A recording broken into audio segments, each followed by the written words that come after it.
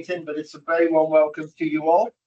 A very busy agenda today, so we'll waste no time. Members, you should all be aware of how to operate your ICT, particularly the Welsh translation. If you haven't been able to access that, can you please act immediately, because I'll be encouraging the speaking of Welsh in the meeting. So please contact the Democratic Services if you haven't got access to that facility at home. Obviously, in the room we have Heather, Borda, Heather, and Dale. Members, nothing else. If you're not online at home, please make every attempt to reconnect. Just to let you know, the meeting will continue as long as we're quorate, and so please try and rejoin if possible. Members, I'm going to go straight to item 1 on the agenda, is apology for absence. We'll go to the monitoring officer for a roll call first, so that we can identify where everybody and who is attending. Good morning, Dave. Thank you, Chair, very much for that. Just to reiterate something I mentioned, I think, at the previous meeting, we continue with the roll call. I understand there is divergence of practice within constituent authorities about this, but we feel it's better to err on the side of caution that there's a communication link identified, particularly obviously with people attending online, but we will seek to get it clarified definitively from the Welsh Government. So that's a bit of a work in progress there, but we will stick with the roll call, Chair, for the time being. And if I can start with your good self, Chair, Councillor Gwynfor Thomas. Yes, good morning, present. Thank you. Then Councillor John Davis, Deputy Chair. Thank you. Councillor Kim Broom.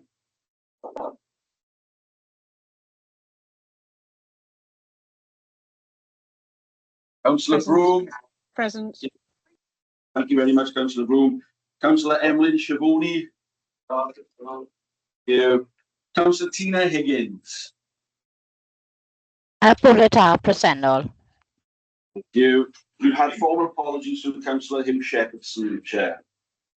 Councillor Gwyn Evans. Presennol. Thank you. Councillor Gareth Lloyd. Presennol, bore da. Thank you. Councillor Patience Bentu. Present, good morning. Thank you. Councillor Sam Bennett. Good morning. Councillor Andrew Williams. Present, good morning.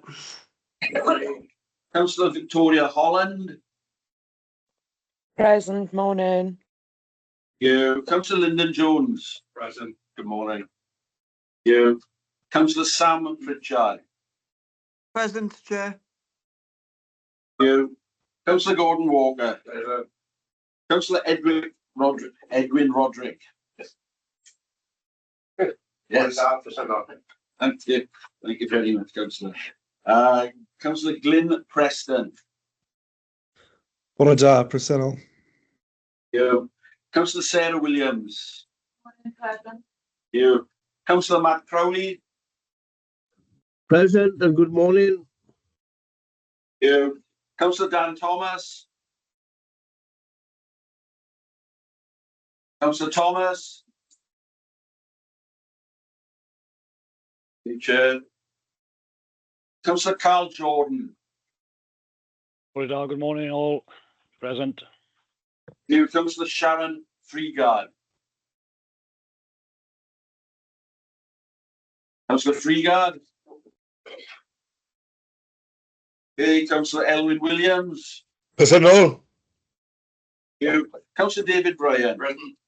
Thank you. And Councillor Mark Tiernan. Good morning, present. Good morning, present. Thank you very much.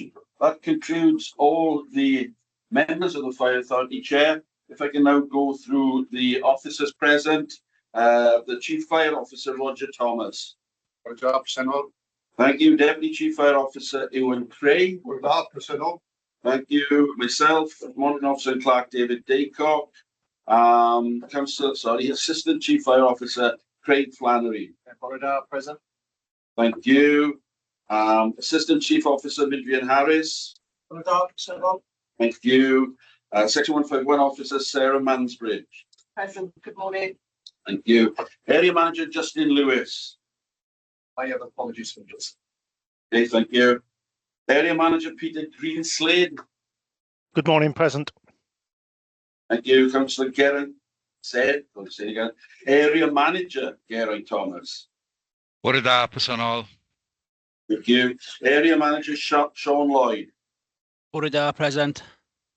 Thank you. We've got apologies from Kelly Jackson, Chair. Head of Finance, Steve Rees. Steve Phillips. Bore da, presennol. Head of Community Risk Management, Richard Felton. Apologies. No apologies. State Protection Officer, Stephen Beckett. No. Got apologies from Alan Lewis, Chair. Democratic Services Officer, Anne Harrod Hawks. Thank you. I don't think there are any other officers. Oh, Mark Miles, sorry, Mark. Morning, President. Head of HR. Okay, and if I can ask, are there any members of the press or public who have attended? If they can identify themselves, please.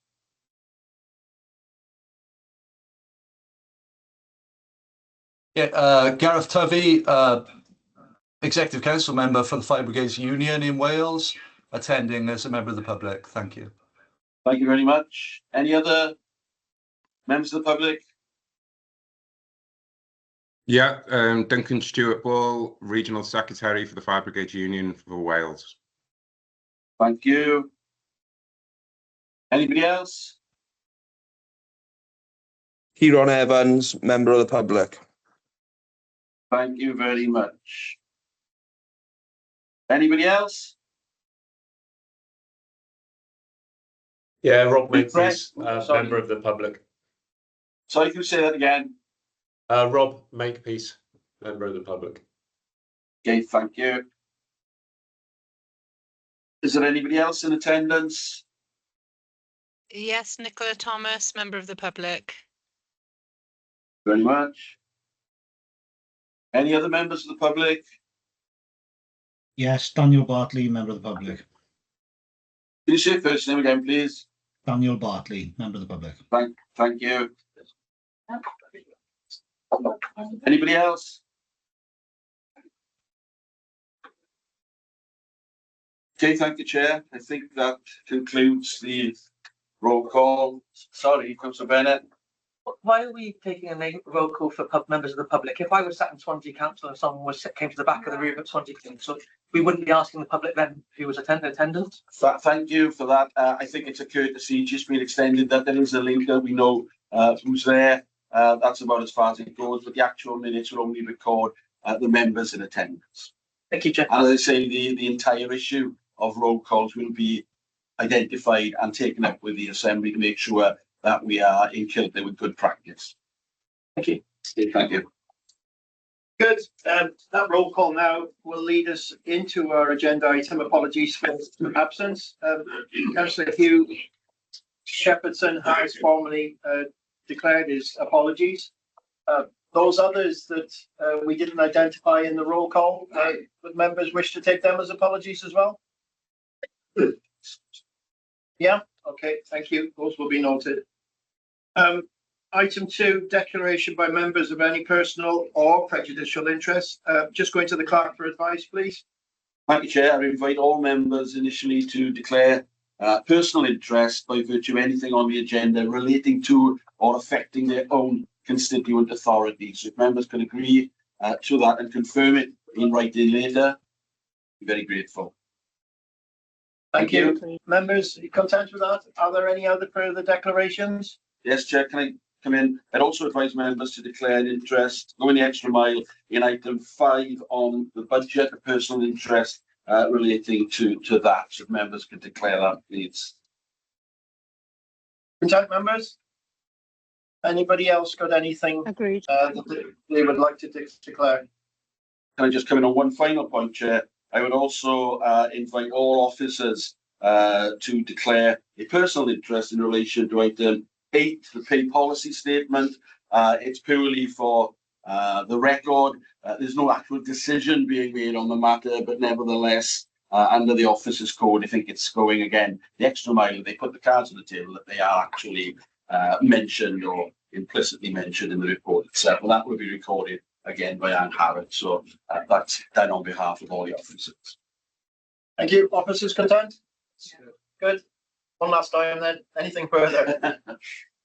No, if not, we'll move on to item 3 on the agenda, Chair's announcements and personal matters. Members have got nothing to say at this stage, but I will go over to some operational comments from Sean Lloyd, please. Our members, yeah, it's just an update to some incidents we've attended since the last Fire Authority meeting. I'll do a first part and I'll hand over to Manager Peter Greenstead to finish off with another incident he would like to add and share with you. So members, you remember from the last meeting, just before the last Fire Authority meeting, we had Storm Dara, albeit with an overview of the incidents we attended then. I just wanted to share with you some of the learning we have been involved with since that weekend. So as an organisation, we have attended a Welsh Government hot debrief chaired by the Deputy First Minister, Hugh Ranker-Davies. And we've also done our internal learning with regards to a debrief, which we are now preparing to feed into the local resilience forum debrief when that occurs. Some areas we wanted to touch on, so you're aware of that, is that we experienced some issues mobilising through airwave, masts coming down in the high wind. And then also we experienced some stations where we failed to get access due to power cuts. All these actions are now being logged internally and will be picked up to feed back into our own learning system internally and be shared to the LRF as well. Moving forward then to Stormy Owen, the weekend of the 24th to 26th of January. From the learning of previous storms, we prepared fully for this incident type with stand-up resources and extra staff available. Thankfully, from a storm perspective, it passed quite without significant incident. However, that weekend we had 2 significant incidents with cross-border working. So on the evening of the 24th of January, we supported South Wales Fire and Rescue Service with a large incident at a recycling fire in Rumney, Gwent. 8 fire appliances, 5 Bowsers and 2 HVPs. And with a high volume pump from Mid and West Wales supporting a high volume pump from South Wales at that incident. And for a note, we've had a letter of thanks from South Wales Fire and Rescue Service on regards to the professionalism of our crews at that incident. The final incident for myself to update you on is the same weekend on that Sunday, the 26th of January, we had an 8-pump barn fire in Prestine. A significant incident due to the contents of machinery and hay, but again, cross-border support was vital as Hereford and Worcester Fire and Rescue Service supported our attendance at that incident with providing resources to support that effective outcome. So that's the ops update for myself. I'll hand over to Area Manager Peter Greenstead who'd like to add some further incidents. Thank you. Yeah, good morning, members. Just to bring you up to speed on an incident which happened on January the 9th. You would have had, may well have seen this from the press release. Unfortunately, we had a fatal fire incident in the Penlan area of Swansea. Fire occurring in a private dwelling just before 6 a.m. in the morning. And unfortunately, a lady in her 50s was unable to survive the circumstances there. Complex and challenging operational situation with crews from Swansea area dealing with that, and then a challenging fire investigation process, which fire investigation officers from Mid and West have engaged with South Wales Police to undertake that fire investigative process there. As is normally the case now within the service, we undertook a significant fires review to have a look at the range of complex situations building up to the nature of the incident and our service engagement with that property and those individuals, and also then that post-fire investigative outcomes as well, and that then feeds into our community safety engagement in and around the area to support the community in the short, medium and longer term from there. So we've undertaken a bit of community fire safety engagement in the early stages, and that will be followed up in recent times. And we are still in the process of concluding the fire investigation with South Wales Police. So really challenging and very unfortunate incident in Penlan and Swansea. Thank you. Thank you both for your updates. I'm very sad to hear a fatality, and we as an authority certainly send our good wishes to the family and friends there. Certainly, utmost sympathy. Members, opportunity for anybody to raise anything? Yeah, Councillor Emlyn. Sorry, just on the odd carry on, you know how you just raised. 2 seconds, Councillor Emlyn, if you start. Sorry. Can I just interrupt one? I'm going to need it. Okay. Stephen's going to run some around for you now. Members, just a few technical hits in translation in the room. Would be 1 minute. Right, back to you, Councillor Emlyn. I really have using hearing aid. Yes. I think we know having okay. Well, projection. Sorry, just to go with the optical iawn, cael ei beth yn reolaidd ar ran o'r digwyddiadau, digwydd posib y safledd. Mae'n gret I cael ein na, sy'n rhoi blas o beth yw'r sgyd real mas na. Diolch cael iawn I gael ein na. Diolch, Councillor Emlyn.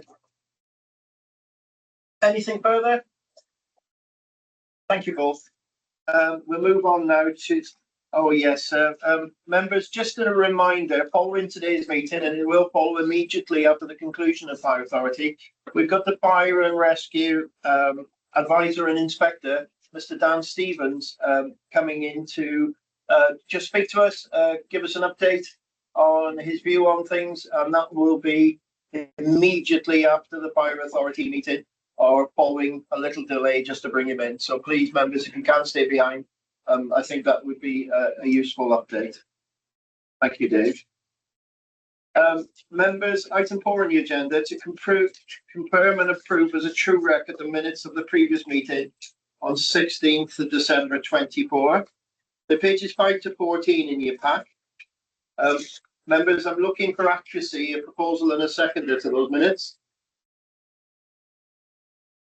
You want to page by page?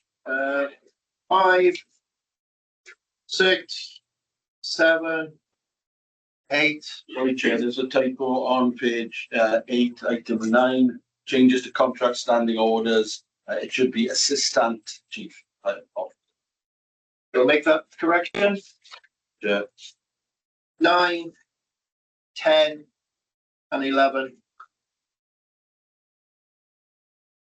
Is there a proposal I sign them as a true and correct record? Thank you, Councillor. Unseconded. Thank you. Those minutes will be signed. Members, any matters arising, any would like to raise from them minutes?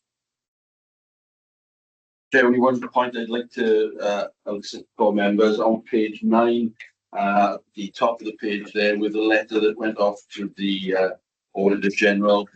We haven't had a response yet, but we will chase that. Thank you for that information. Anybody got anything further to raise? Everybody content we move on from the minutes?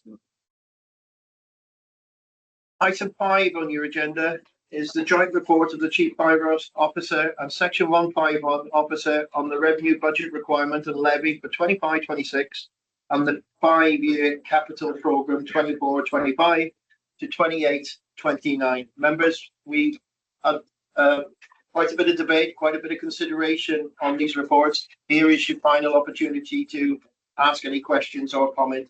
I'll go over to the Chief first, just to give an overview, and then we'll go to our 151 Officer, Sarah. Thank you. Yeah, thank you, Chair. And if I wind back some months, and it does become a challenging process, obviously budget setting, and you'll know that only too well as members of your own constituent authorities. We've started the budget planning process earlier in the year, it seems, every year. This year we started in May, and a challenging exercise internally to identify and realise efficiencies going forward in terms of our own sort of prudence in terms of budget setting.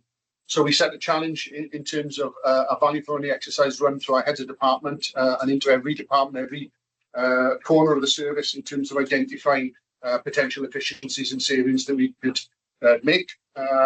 We are a lean service, as you know, not my words, the words of Welsh Government. So it has been a challenging exercise, as you know. In terms of engagement with the authority, and that started late July with our first corporate budget planning day, one of 3. That first one was a sort of an early sort of indicator, and I would suggest that the initial one was really centred on newer members and in terms of a learning exercise as to how we set budgets, some of the challenges we face, and some of the things that we need to consider, obviously, as a service and yourselves as an authority moving forward. That was then the second corporate budget planning day was early September, and if you recall, we brought Arwyn Harris, an individual from the Met Office, to come in to give you a bit of a, and we try where we can, to provide information and give a bit more context in terms of the challenges we face, not only operationally, but in and around our prevention and protection work as well. So Arwyn Harris came in, gave a very detailed and thorough overview of the climate change issues that we face as a society. I wouldn't say as a service, but as a society. And notably, in the updates on incidents, you'd have seen the updates from Sean Lloyd earlier, made reference to some of the storms we've recently encountered. We are seeing those more frequently, and you'll appreciate that they have a disproportionate impact within fire and rescue services, notably over the winter months in terms of the issues with high winds, flooding and the like as well onto already saturated ground. On the flip side of that, then obviously during summer months we see the impact on wildfires as well. So it's almost an all year round issue. And I think what some of the learning we got out of Arwyn's presentation was that there is far less predictability going forward.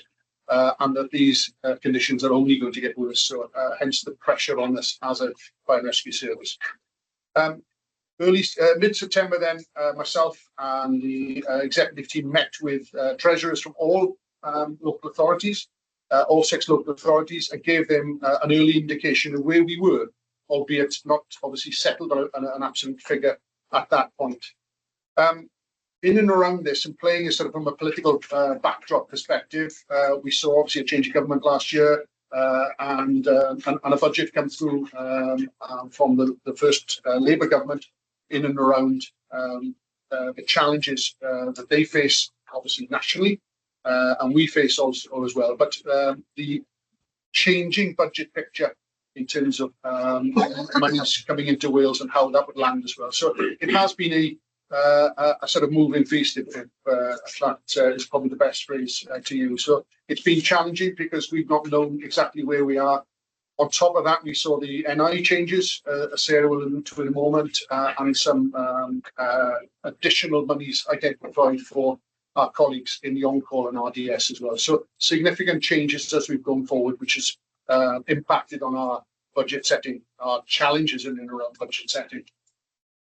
So post meeting with the treasurers, as you know, we had a third corporate budget planning day in October, in which we settled on a notional figure, albeit that was subject to some change as well based on the budget at the end of the month as well in October. And after that, myself, Sarah, Mansbridge 151 officer, and the chair of the authority went out to all 6 local authorities, presented in terms of the challenges we face, and encouraged questions to come up on the floor. And that, again, is something we don't have to do, but we do in terms of transparency and openness with our local authorities, who are ultimately we provide the levy in terms of settling our budget as well. So that brings you up to date in terms of our processes going forward. You've all been part of that, so it is a long, protracted process. Seems to get longer and more protracted every year, but we are now obviously at the point of determining our budget for 25-26. So I'll take over to Sarah in terms of some of the detail behind the report. I'm happy to take any questions either myself or to Sarah at the end of it. Right. Thank you very much, Jim, for the introduction there. So I'll take to the detail of the budget report. So as you know, the budget report before you today is specifically to consider 25-26 revenue, budget requirement and levy, and also the 5-year capital programme. And it's a requirement of the combination order and constitution that this is done by the 15th February annually. I'll take it straight through to section 2 of the report, which is the national Wales position. Okay, so we know that the Welsh Government published its provisional local government settlement on the 11th of December 2024, and within there, overall core funding for local government was set to increase from 25-26 by 4.3%. On a like-for-like basis, and no local authority in Wales would receive less than 2.8%.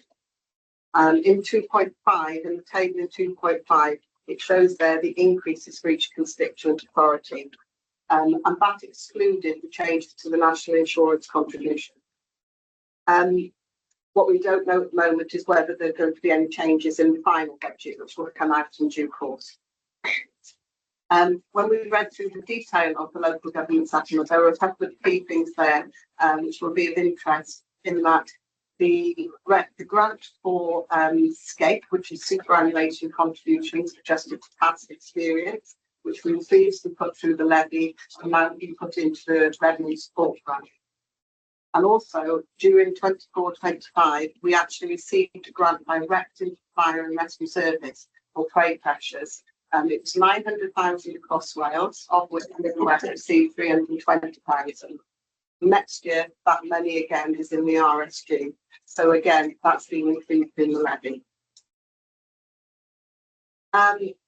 So when we met in November, RMC have decided that they wanted to make representations to Welsh Government with regard to the changes to national insurance contributions. And then the Fire Authority in December agreed to write to the Welsh Government Minister, and that letter is included in Appendix E on page 39 of the report.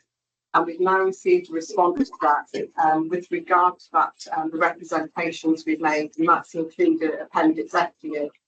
And what it does say is that they recognise that the Fire and Rescue Authority, the increase in the national insurance contributions will be made through to local authorities.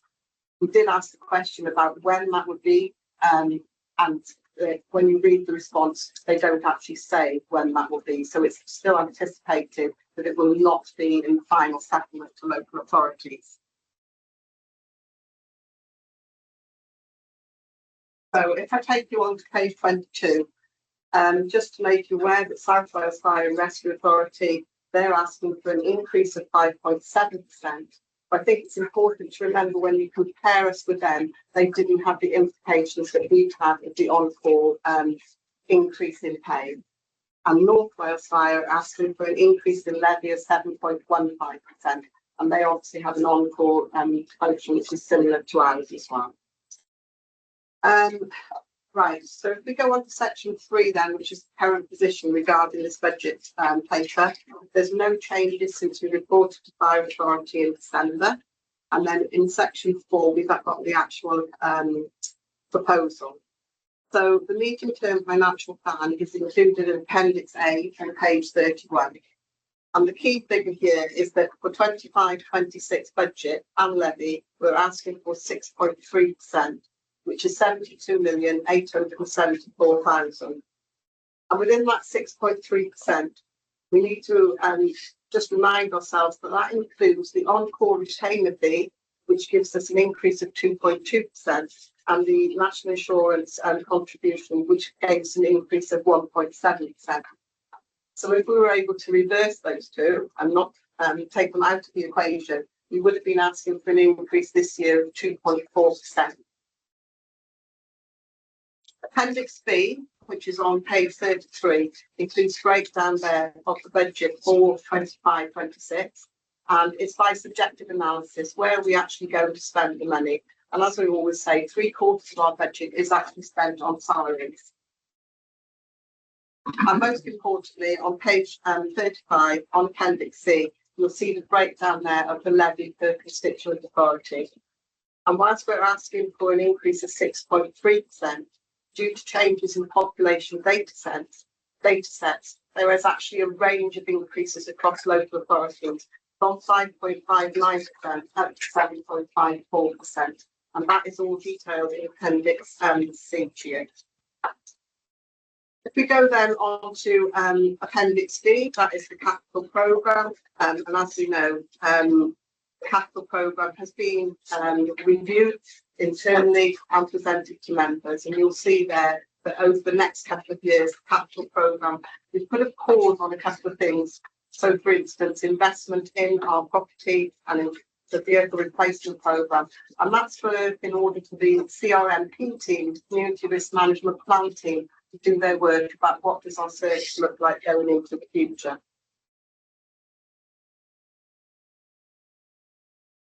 If I take you then on to our earmarked reserves position, the budget that we're presenting to you today does not include any use of reserves. And the reserves are actually set out for you on page 24 at 4.10.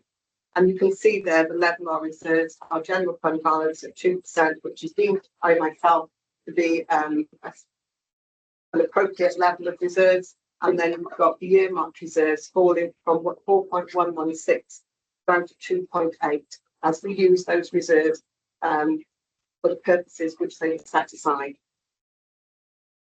Okay. Section 7 just summarises the financial implications both for revenue and capital. And I just want to take you on then to Section 8, which is the risks associated with this budget. As I said earlier, we haven't it's a legal compliance to produce this budget by the 15th of February and have it approved. 8.3 there sets out the pay award section 425.26, which was set at 3%. If there was a 1% increase in the pay award above that, that would present pressure to the authority of 500,000. General inflation has been set at 3%, apart from contracts where we know that they are index linked and they've been included at that index link. So, for example, our filing costs. And we also go on to talk about grants. And whilst we haven't got that many grants, so in 24-25, 1.4 million, for sort of things like national resilience, community safety, joint emergency services group, and emergency services network. Those grants in themselves do present a risk, because if we didn't get them, then we would have to consider what we would do in that space. There's also a risk highlighted in here with regard to use our pensions, where we've got, it was a court order that said that they would be able to go into the local government pension scheme and they would be able to buy back. And potentially at this point in time, we haven't had confirmation where that funding will come from. Although that we have now, the National Resilience Group are saying that any unspent this year can be put towards that. And then we've asked for that to be earmarked in future years as well. So hopefully we will get that back through. And finally, on the risk, just to highlight there in 8.9, this is regarding to the Competitions and Marketing Authority and the filing charges. So this went to court. There was which implemented a charge control which said the minimum for charging was too high. Last year, they asked us to continue to put that money aside because they may need it back, depending on the outcome of an appeal. We've now heard that they've reached the decision. The legal process to challenge the CMA's final report through UK courts is now at an end. And as a consequence of that decision, we would be able to reduce the core filing fees for 25-26. So there was potential there to actually reduce the revenue budget. That was last week. That was the beginning of last week. The report was finalised. And then at the end of last week, we had another advice that said, no, don't spend it, maintain it as a contingent liability, because Motorola could actually appeal to the ECHR, which is the European Commission for Human Rights. So at this point in time, I would urge members not to reduce the budget with regard to that. Okay, so if we can just check then through the consultation and communication, the Chief has taken you through that. So we've had corporate budget planning, we've spoken to treasurers, we've spoken to constituent authorities. All of our papers on the medium-term financial strategy and the medium-term financial plan are available on the website for the public, etc. And after the Fire Authority meeting on the 16th of December, we wrote to our constituent authorities, to the Treasurer, to the Chief Executives of those authorities, advising them of the proposed levy for 25-26 and inviting them to comment on our proposals and we have received no responses to that invitation. So none of your constituent authorities have come back to me with any queries on the budget proposal that we've put forward. And I think, apart from the recommendations, which Dave will take us through in due course, I'm happy to take any questions. Thank you both. Well done. Members, I know we've asked a lot of questions. Here's an opportunity to ask again or furnish new questions. Please do. It's an important consideration for us to discharge our duties. So open to questions. Councillor John. Thank you, Chairman, and thank you to the Chief and to the 151 officer for meticulously taking us through the whole report. I think we can fairly and honestly reflect on what has been a very thorough process that has led us to this position, which is helpful for all of us. I still wish to explore your most recent thoughts on the national insurance contribution and how it's been accommodated by a 1.7 further increase in our levy requirement, because there is a significant amount of uncertainty by virtue of recent commentary regarding when and possibly the level of reimbursement of the NIC, because it is worth about 1.3 million for this authority. Now, by virtue of the levy arrangement that sits in statute, it would be interesting to hear your thoughts if, for instance, as one of the consistent commentaries, that it could well be 75% would be on it and 25% would be expected to be found from the public services, not to mention the voluntary sector that supply goods and services to the public sector. I take it by virtue of levy that we will not be exposed to any risk whatsoever. That risk is carried by the constituents authority, which is significant to say the least, and even more so with regards to what is the recent fact that it is at least May of the new financial year. We will eventually find out the landing, where it all lands. So can you reassure us that the risk is firmly sitting with our constituent authority, which that will bear concern for all of us as well as members of those constituent authority, rather than with this particular fire authority? Thank you, Councillor Davis. Yes, we have put all of the national insurance contribution increase of 1.254 million into the levy request. And therefore, I can confirm that the risk at this point in time sits with the constituent authorities. Until we know how much is being passported back down from Treasury to Welsh Government, I don't think we can address this point at this point in time. Obviously, members are able to come back and to ask that question when we know a little bit more with regard to how much is being paid to local authorities with regard to the national insurance compensation. I'm grateful for that, but I suppose the risk also remains, even though the headline may say full reimbursement will be based on a formula, won't it? Based on the owner statistics, and I think that will require scrutiny as well. Yes. At that time. Yes, thank you. Thank you, Councillor. Councillor Linden.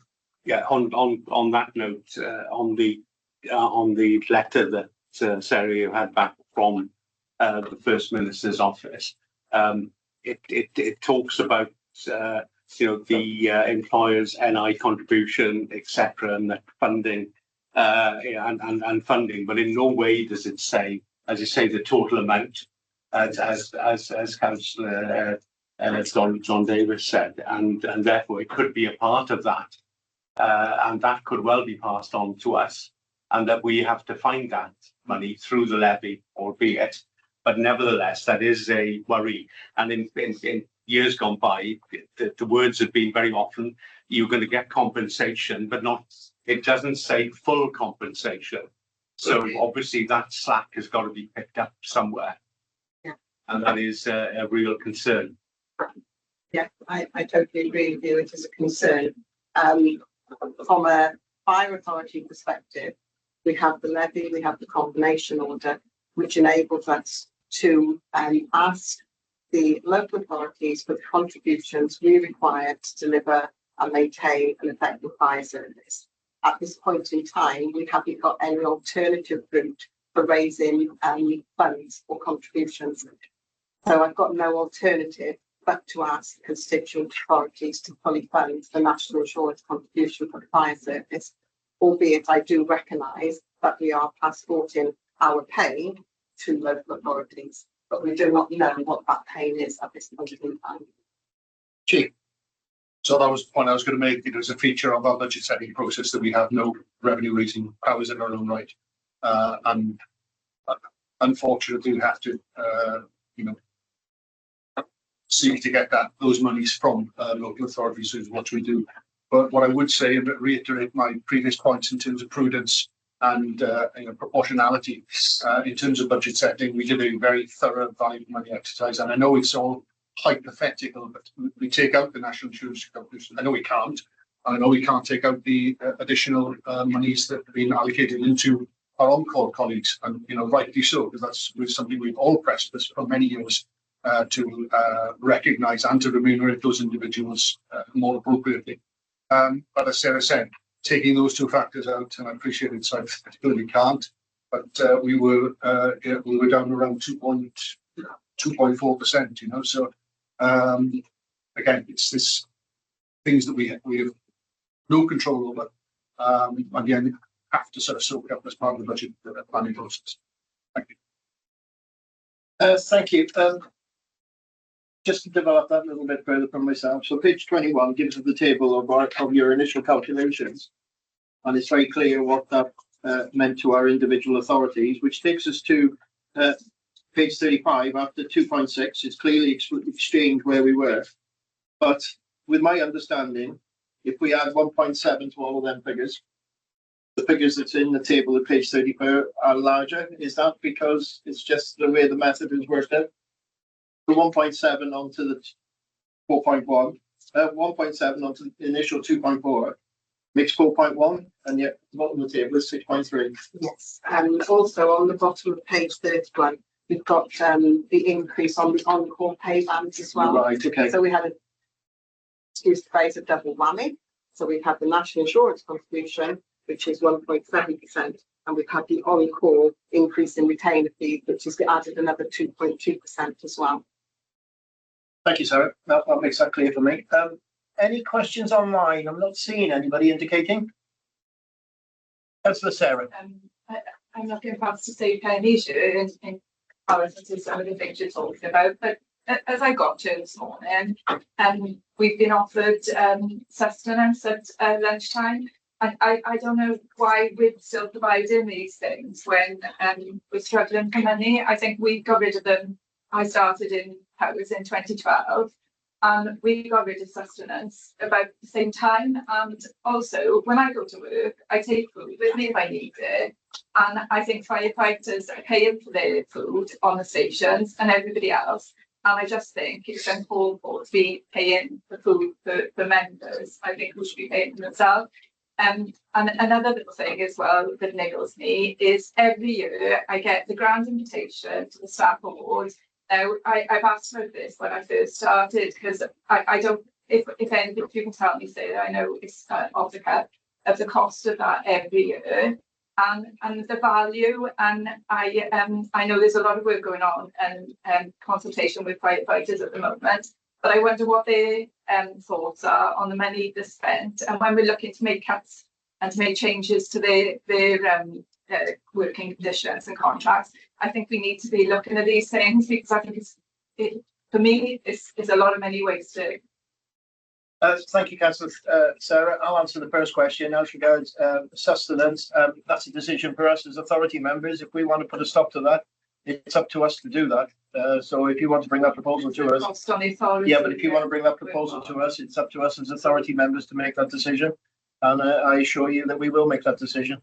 In relation to the, what's it called? More Than Fires Awards. Yeah, it's a recognition of the service. I don't know if there's any comment want to be made. Yeah, I think on the first one, we have a catering review, which will address some of the issues you've identified. That is in train and we'll report back in. And on the second point, personally, it's a personal view, but equally, if the authority wish to debate it, I think it's really important that we identify and reward people who've done fantastic work within the service. It was one thing I set out, if you recall, some 3 years ago, around identifying and promoting and rewarding good practice as well. We appreciate, and it's something we will discuss later on. There's a lot of negativity around the service at the moment. I appreciate that, but it's important for us, I feel, to recognise people who've gone over and above and have done some fantastic work for the communities as well. And that extends across the organisation, and because it does, we rely on an awful lot of goodwill, and just to recognise that, I think is important. That's a personal view. Happy to take any views from members. Now, not to say against recognising good work and seeing achievements that people have made within service. What I'm against is the sheer cost on it, and that's what I'm saying about it. I think it can be done on a lower cost level. I think we do. Sorry, just to come back on that. I think in terms of addressing the actual cost, yes, there is going to be a cost on that. I think in a budget of some 72 million, as hopefully will be secured for next year, it is a tiny fraction in comparison. I appreciate that that might be perceived as different individuals, but I think for what we get back from that is, in my analysis, is value for money, because we get. And I'll give you an example. So last year we gave an award to Glynneath Fire Station, being station within our Southern Division. I visited Glynneath. They had an open day not long after that event, and I visited there on a station visit. The impact on that station, which has had significant issues in terms of availability of ambulance, was incalculable. There was a real buzz and a feeling of being valued and being recognised within their community. So that is an intangible that we get back from that. I know in terms of money spent in that event is intangible, something you can report on from quantifiable. There is an unquantifiable benefit from a lot of the work we do to recognise. And in the main, it is on-call stations and on-call staff that you mentioned, and we recognise staff that, and as reported through presentations into local authorities, for about 60 pence an hour on standby. And for me, my perspective, we are on-call service with a whole-time backup, because 52 out of our 56 stations have an on-call, either fully on-call or an on-call presence of it. And it's important, from my perspective, that we recognise and reward that as well. Thank you very much, Chief. Just to conclude that, I think it's important when we start the budget round next year, there's something which Councillor Sarah's raised, which may be identified savings. That's where we need to start earlier and identify these savings if we feel there's savings to be. Councillor Linden. Yeah, on that point, actually, I think on the one level, it's absolutely right that the staff are rewarded and the presentations are made, because I think it is important, not just for the staff in all the fire stations and in the organisation as well, but also in the community as well, because I bet those plaques go up in their homes, so it's a sense of pride, but also in the stations as well and the offices. But what we could do is to look for sponsorship for that. Wearing another hat, I'm always looking for sponsorship, and I'm organising something now in North Wales, and I've got sponsorship for it. And I think we need to go out and ask, because we deal with a lot of companies, and I'm sure a lot of those would be more than happy to help with that. And I think it's something that we could possibly look to do. So we can do that, but also get sponsorship for it. So we're not actually it wouldn't actually cost us a penny. I can just come back on that, and I understand exactly where you're coming from. That's something that I've raised internally in terms of we could identify that.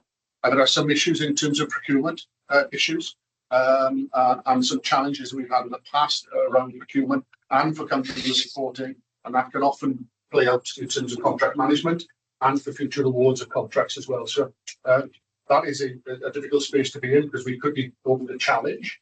On the point of that, when we are chasing sponsors or getting individuals, it means staff have to do that and work with other. So there's an opportunity lost to do other things that perhaps they could be doing. So I absolutely take your point. I don't think it's quite as binary as, you know, we get it all paid for, because there have been some sort of legal challenges, and we've seen that in other organisations as well. So we have to protect ourselves and be careful in and around that space as well. Yes, certainly, but members of the authority could be looking for that as well and helping. So it wouldn't involve the members of the staff. Absolutely. That's always the case. But certainly, that is a real opportunity for us. But I do think it's so important to do that. But I do recognise the points that Sarah makes. Okay, let's put it in the inbox for budget setting round next year. Members, anything further? Looking online, if we're missing you, please shout. Anything in the room? Okay, members, there is silence. I'm taking you to page 15 of the recommendations. Unless somebody shouts me down, I'm going to take them on block. They're there before you. I'll read them out to you. That the Fire Authority approved 1, the medium-term financial plan as Appendix A. 2, the detailed revenue budget requirements of 25-26 of 72,874,000, an increase of 6.3% of Appendix B. Point 3, based on the assumption that there will be no use of the reserves, a levy of 72,874,000 will fall on constituent authorities, an increase of 6.3% as in Appendix C. And point 4, the capital programme for the period 24-25 to 28-29 at Appendix D. I'm asking for approval, members. So can I have a proposal in a second? Councillor John, Councillor David, members, I'm going to ask you to all indicate in favour. Just taking a bit of time online. Thank you. If you put your hands down online. Waiting for a couple of you online to take your hands down. To the contrary.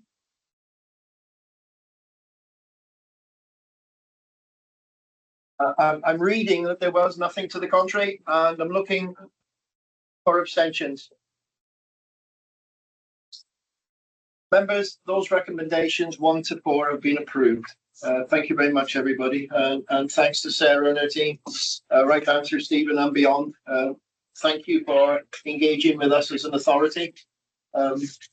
We've asked challenging questions on times, and you've always been there for an answer. If we wanted to hear it or we didn't want to hear it, it's always been delivered. And we thank you for that. And thank you as members for considering it in the way you have. It's difficult decisions because we're putting pain on our own individual authorities. But I thank you for discharging the duties in the manner in which you did. Agenda item 6, capital strategy 25-26, 43 to 68 in your pack. We're going over to our Treasurer 151 officer once again, Sarah. Great, thank you very much, Chair. So the capital strategy, it's an annual report that comes before members for approval. So it's an update of the previous year's strategy. CIPFA, Dental Code 2018, brought in the requirement to produce a capital strategy. And what the capital strategy does is demonstrate how we make our capital expenditure and investment decisions in line with service objectives. So in particular, in line with the CRMP and our improvement and wellbeing objectives. And also that it takes into account stewardship, the value for money, prudence, sustainability and affordability. So if we look at Appendix 1, which is the actual capital strategy, which you can find on page 53, I think what's different with the capital strategy is that it's a longer term horizon. We've just approved a 5-year capital programme, but we need to make sure that we've got our eye on the future. And this is what the capital strategy does, is it takes that longer term view of what we're actually doing. Section 1.2 of the actual strategy sets out the community risk management plan.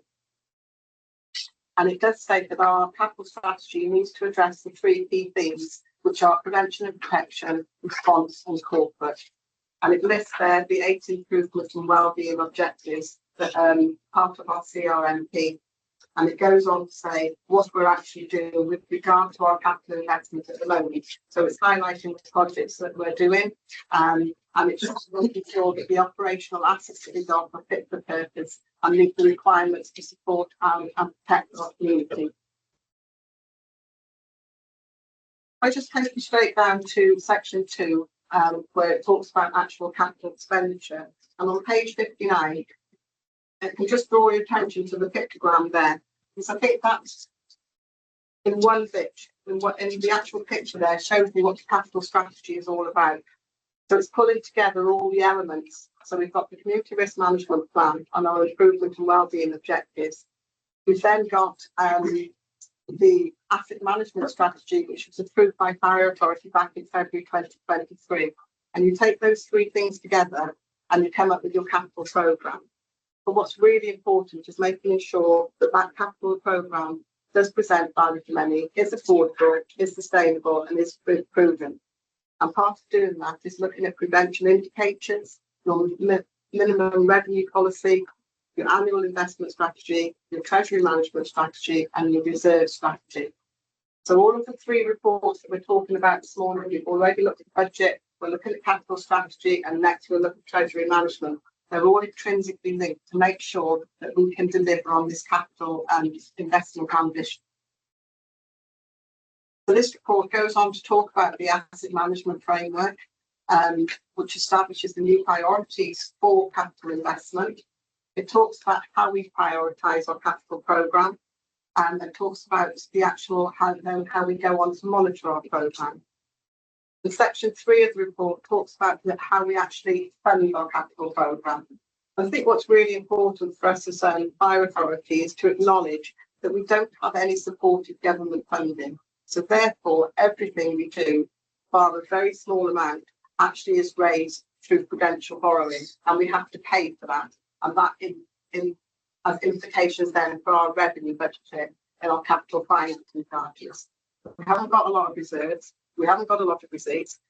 We hardly have any capital grants. So we're very reliant on actually raising borrowing and making sure that we can afford to pay that going into the future.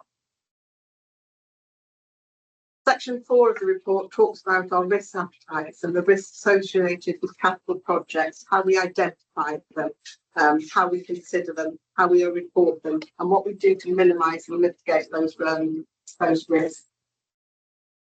And then section 5, which is very small, talks about commercial activity. We don't do any commercial activity as a Fire Authority.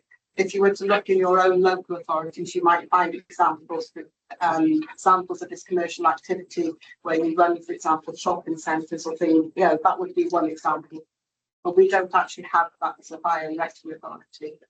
Section 6 then sets out the governance arrangements. So what's in the Constitution, what's in the contract standing orders, and what's in our accounting policies. And these are all interlinked. And then 6.4 sets out the governance in practice.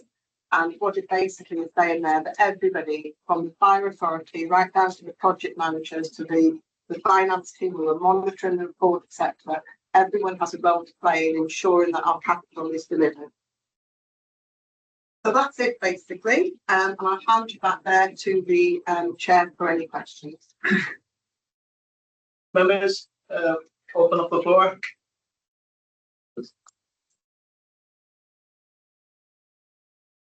I'm picking up silence everywhere. If so, I'm going to go to page 69, recommendation. The Fire Authority approves the Treasury Management Strategy Statement 25-26 and recommendations therein. Members looking for a proposal? Thank you, Councillor Gordon, followed by Councillor Remlin. Thank you. Members, can you please indicate it if you're in favour of this recommendation? Thank you. Going to go to the contrary when hands online have gone down. Anybody opposed to the recommendation? No, and any abstentions? Thank you. that recommendation has been approved. That's item 6. Thank you very much, and thanks to you, Sarah, once again. I'm going to take one more item before I offer you a break. Agenda item 7 is the Treasury Management Strategy Statement 25-26, pages 69 to 98 in the pack. I'll go over to Assistant Chief Officer Midran for this one, please. Thanks so much, Chair. In terms of, I beg your pardon. I think you're on the Treasury. Sarah, is it? Am I jumping? No, I am. I've gone from 6 to 7. Sorry. Item 6. Apologies. Breaking. Item 7. We are on item 7. Oh, okay. You're right. Okay. It is item 7, and it is the Treasury Management Strategy. Sorry, Sarah. I should have picked up. It was with you. I do apologise. Back to you, Sarah. Thank you very much, Chair. So as I said, this is one of 3 reports which are sort of intrinsically in. So again, Treasury Management Strategy Statement is an annual report that comes before members for approval, and it's an update of previous years. It's a requirement of CIFA, Prudential Code and Treasury Management Code. And the appendix, which is the Treasury Management Strategy Statement for approval, can be found at page 77. Okay. So the revised Treasury Management Code requires that all investments and investment income to be attributed to one of the following 3 purposes. So you've got Treasury Management, which is the day-to-day operation, cash flows, service delivery and commercial return. And the Fire Authority, all that we do, Treasury Management is all that we do is with regard to Treasury Management. So we've got no service delivery elements to this, and we've got no commercial return. Okay. So the Treasury Management Code requires that the authorities implement the following. So a new liability benchmark, which we do. Long-term Treasury investments. We haven't got any of those. We haven't got any pooled funds. We have got a knowledge and skills register for officers and members, and we do our reporting in accordance with the codes. So for Treasury Management, the actual main functions of Treasury Management is that the revenue of the authority is required to operate a balanced budget, so the cash that we raise equates to the cash expended. And the other function of Treasury Management is the funding of the capital programme. I take you down to 1.2, 1.22, which is the Treasury Management reporting. There are 3 reports that the Fire Authority has to receive during the financial year. The report that's in front of you today for approval, the mid-year Treasury Management report, which was taken to Fire Authority in December, and you will also receive an annual Treasury report, and that will be after the year end. So Treasury Management Strategy 25-26 covers off capital issues and Treasury Management issues.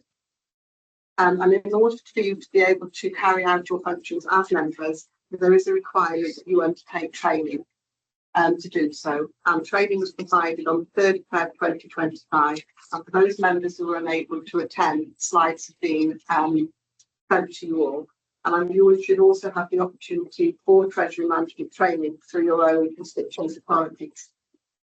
The authority does use Treasury Management consultants, and that training we had last week was actually provided by the consultant, and that is MAWW Corporate Markets, previously known as LINK.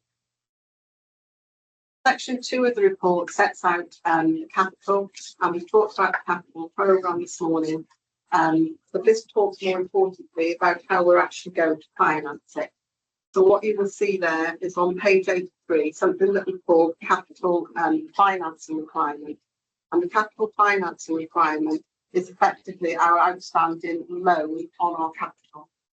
And you can see that over the next 5 years, from 23-24, it's going to increase from 39 million up to 49 million. And this is as we continue to deliver on the capital programme. And in order to deliver on the capital programme, we need to increase our borrowing for the reasons that I explained earlier, that we have very little capital receipts, etc. So what we do as a finance team is ensure then that is actually affordable, And one of the measures to ensure that it is affordable is through the liability benchmark. And there's a graph on page 84 there that shows where we are with regard to the capital financing requirement and our net loan requirement. And on that graph, providing that our net loan requirement is below the dotted line of the capital financing requirement, that means that we can consider this to be affordable going forward. Statement, very important, includes the minimum revenue provision policy statement, which can be found on page 85. And this is the minimum amount we have to charge every year to repay the debt. And that's is set out there on page 85. We then go on to ensure that we can afford what our plans are. So we have affordability credential indicators, and one of those key indicators is the ratio of financing costs to net revenue stream. Currently, in 24-25, it's estimated that the ratio of financing costs to net revenue stream will be 6.25%. And as we continue to deliver the programme, that will increase to 7.73%. And this is a key ratio that we keep under review to ensure that it doesn't become a very high portion of our revenue budget. Section 3 sets out our borrowing, and you can see there that our current portfolio at 31st December 2024 is 28.354 million. And when you compare that to our capital financing requirement, we're currently under borrowed. And the reason that we're under borrowed is because we use our reserves, cash that we've got in our reserves, to make up the difference. But as we use our reserves up, and we talked earlier about how our reserves are falling, then it will be a requirement to actually replace that with borrowing. And in order to make sure that we don't borrow too much, we have operational boundaries on our borrowing and an authorised limit on how much debt we can raise as well. And all of this is set out in the report. And these are the indicators that the Treasury Management team, the finance team, who actually undertake Treasury Management on a day-to-day basis, ensure that none of these prudential indicators are breached. Page 89 sets out the interest rate forecast for the next couple of years. We had a reduction in base rate last week down to 4.5%, so that's in line with the interest rate forecast, and expected to drop by another % over the next couple of years. And bear in mind, with that in mind, that will influence our strategy on when to borrow. So the current advice that we have from our Treasury Management consultant is to keep borrowing short at this point in time. And finally, the section 4 sets out our annual investment strategy. We have very low balances for investment, but we do try to make sure that we put out the money and ensure that we get an income return from that, an investment income return, which helps to support our revenue budget. Hopefully that provides members with an overview of where we are with our Treasury Management. If you have any questions, I'd be happy to take them. Thank you very much, Sarah. Members, any questions, queries? I certainly was very interested in last week's training. It certainly helped with reading of the report as a refresher. Every day is a school day, I'm afraid, so it certainly helped. Members who couldn't make the training, please access those slides. And I know Sarah sent an email over last week that if we were unclear on anything, she's open to any questions in relation to this. So please take up that opportunity if you haven't got anything to ask today. Anything? Nothing? No, it seems we have silence. I take you to the recommendation on page 69 that the Fire Authority approves the members are asked to approve the disciplinary procedures for brigade manager level. No, oh, this is all written. Oh, yes, sorry, I'm looking at the page number. I'm reading the wrong thing. We're too keen today. That the Fire Authority approves the Treasury Management Strategy Statement 25-26 and recommendations therein. Members, I'm looking for a proposer as a seconder. Thank you, Councillor Linden, Councillor David. All in favour? Those against? Just waiting. Hands down. Those against? Okay, not reading anything, and anybody abstaining? Members, I'm going to suggest a break of 5 minutes. If nothing else, I think I need one to gather my thoughts. Members, a 5-minute break if possible, which will bring us back at 11:15. Okay, just a quick break there, just a comfort break. If you're online, please mute. The meeting will continue. Thank you. You're not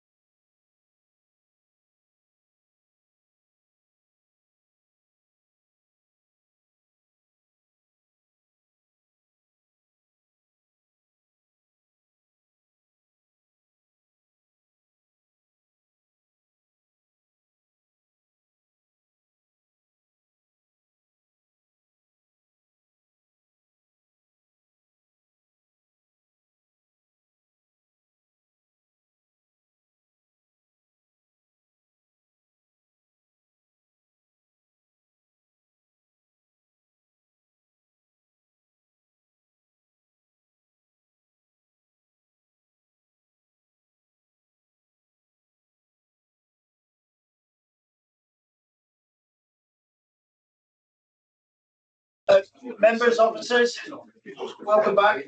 Slightly a little bit longer than we expected, but we're back with you now.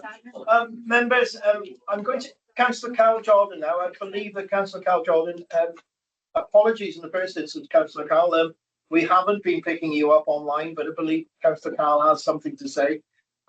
We haven't been picking you up at all. We've been looking. Councillor Carl. Thank you, Chair. It's just going back to your opening statement, if you don't mind, please. Before you do go on, we've got some interference as well. We're not quite picking you up, so there's somebody else online talking at this moment. Okay, we've got it. Councillor Carl. Thank you, Chair. Yeah, just going back to your opening statement regards the attendance of Fire Service Advisor Dan Stevens. Would it be possible to request the attendance of an EC member, FPU representative, to also be allowed to attend this meeting? Thank you.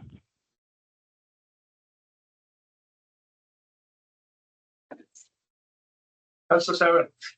That's something I was going to ask in any other business as well. There's briefing at 12:30. We've got representation from officers, but I believe to have a true representation, we need a union rep in the meeting, or all the union reps that are in attendance today, because we need to be looking at all perspectives. We've had to receive the union consultation from another member of the authority that hasn't come to us. So we're only getting officer information in this meeting. We're not getting the information from the firefighters themselves, and I think that needs to be I'm said. absolutely fine on the suggestion, but the briefing at 12:30 is an information for us as members. No, there will be no decisions made. It's just an information event. But can I suggest that we have the services representative, Dan Bartley, who's online. He is the workforce representative for the service workforce. So the union. He's online with us now, and he Is he the union rep? He's the union rep in service. Yeah. Are they happy with that though? Can we ask them? it's not a decision for themselves. It's a decision for us as an authority. Members, you've heard the suggestion from the chief. He's the elected representative for workforce within the service. I agree with Sarah. They should have an input. They could still have an input in the and that's what I'm suggesting. All of that. Authority, the suggestion from the chief. If anybody wants to suggest something else, we'll consider it.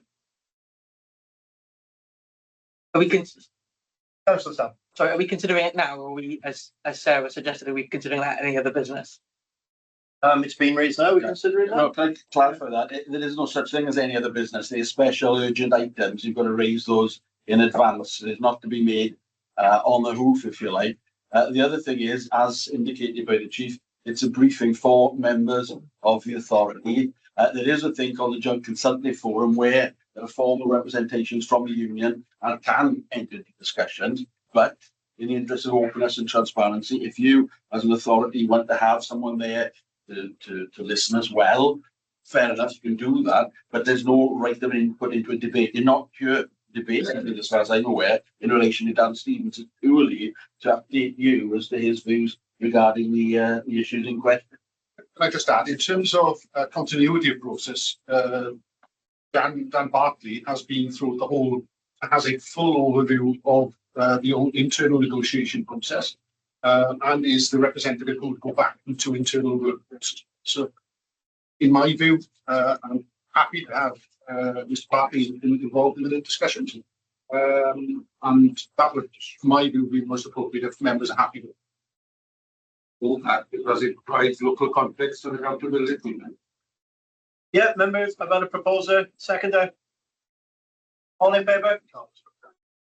Who's got his hand up? Councillor Carl? No, I think he took it down, did he? Councillor Carl, are you still indicating?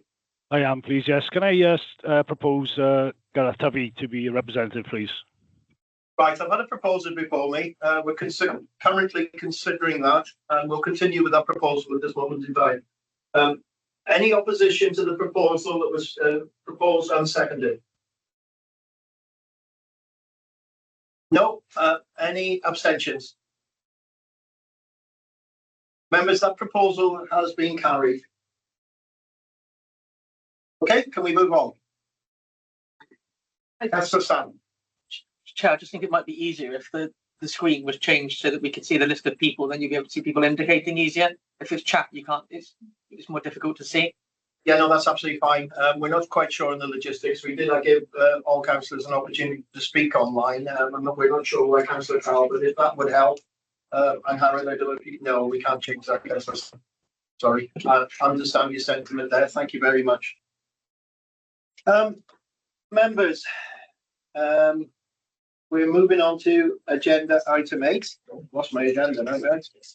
Agenda item is the pay policy statement. Midrian, now's your opportunity. Apologies for before. Pages 99 to 131 in your pack. Thank you. I'm on page 99, members, item 8. So members, you'd be familiar with this type of report in your students.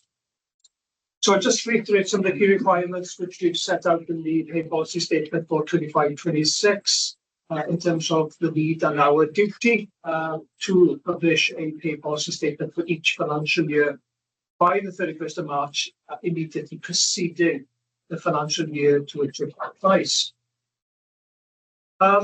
As you'll see then, the executive summary then, so we must prepare that for each financial year, and that needs to be approved by yourselves today, and that will be published by 31st of March. And again, the more detail of the pay policy statement is attached to the appendix 1, but Chair, I'd like to just go through some of the key elements of the covering report.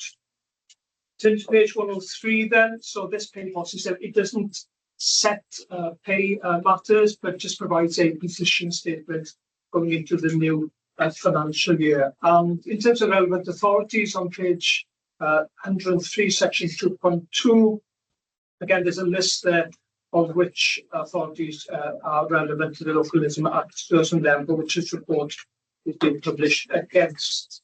And again, in terms of the overall context, the statement must articulate an authority's own policies towards a range of issues related to the pay of its workforce, particularly its senior staff or chief officers in this case, and its lowest paid employees. Turning the page to section 3 then, I'm on page 104, members, in terms of our position. And again, as I've just mentioned, it just reflects the outcomes of national pay negotiations and local salary reviews, and it just reflects the actual position going forward. Going down to 6.3 then, the statement does include an updated support staff pay grading structure. And members, some of you may recall this authority approving a revised pay and grading structure for Green Book members of staff for APT&C staff in December 2022. That took account of the Welsh Government's expectations relating to the real and living wage. And again, that's appendix 5, page 123. You will note the first 5 point members, which is 5.12 for administrative, professional, technical and clerical, or APT&C staff or corporate staff, is set at the hourly rate of £13.05, which is higher than the current real living wage hourly rate of £12.60. Turning to page 105 then, in terms of the financial procurement implications, as referred in our revenue budget report earlier, pay awards going forward have been budgeted for based on 3% increase from all employees in 25-26. Again, these remain subject to the outcome of negotiations at the national level. The rate is important in terms of our legal and compliance implications. And the pay policy statement has been prepared in accordance with the Welsh Government's 7 principles of transparency of senior remuneration in the devolved Welsh public sector. Coming down page 105 then on consultation and communication and national pay awards, as you'll expect at the conditions of service. I'm turning my attention to page 110 in terms of the terms and conditions, which set out the pay arrangements within the organisation. As you can see, there's a list of national provisions there, more so relating to NJC, the brigade managers, the National Council for Local Authorities for Grey Book, the Joint Negotiating Committee for Chief Officers, and that's Blue Book, and you need that monitoring officer, etc., and the NJC for Local Government Services National Agreement of Pay and Conditions for Green Book staff. Section 5 then continues and provides clarity on the range of pay structure factors, which you can see in detail there. And in 5.5, setting enumeration levels for Green Book employees. And again, it was mentioned earlier about the job evaluation exercise this authority conducted in 2022 on the basis of your decision in December 2021. And again, that was formalised and approved by Fire Authority in December 22. And just as I mentioned in 5.6 there, the support staff grading structure for 25-26 recognises the authority's commitment in paying at least the living wage from the foundation's real living wage. And this aligns with the Welsh Government expectations and demonstrates the authority's ongoing regard to offering attractive terms and conditions to all employees, and in particular its lowest paid employees. Turning page 2, page 113, and at the top of the page, the section 9 sets out the chief officer roles as defined by the Act, which you can see, and then as we come down to page 113, makes reference to performance-related pay for chief officers, and as you've seen, there is no performance-related pay schemes in place for chief officer roles. Page 117, in regards to lowest paid employees, as we've captured and referred to already, and again, there's more reference in 18.13 regards to the national living wage and our position as an authority. So, Chair, that probably brings me to the end of the report. There's details of the pay scales members at page 119 onwards, and that details the pay scales for brigade managers, Green Book, Grey Book, etc., and the supporting information there. And this report structure is consistent with the requirements of the Localism Act 2011. So, thank you, Chair. Happy to take any questions I might have. HR with me. Deal, Midrin. Members 99 to 131. I'm opening the floor to any comments, questions.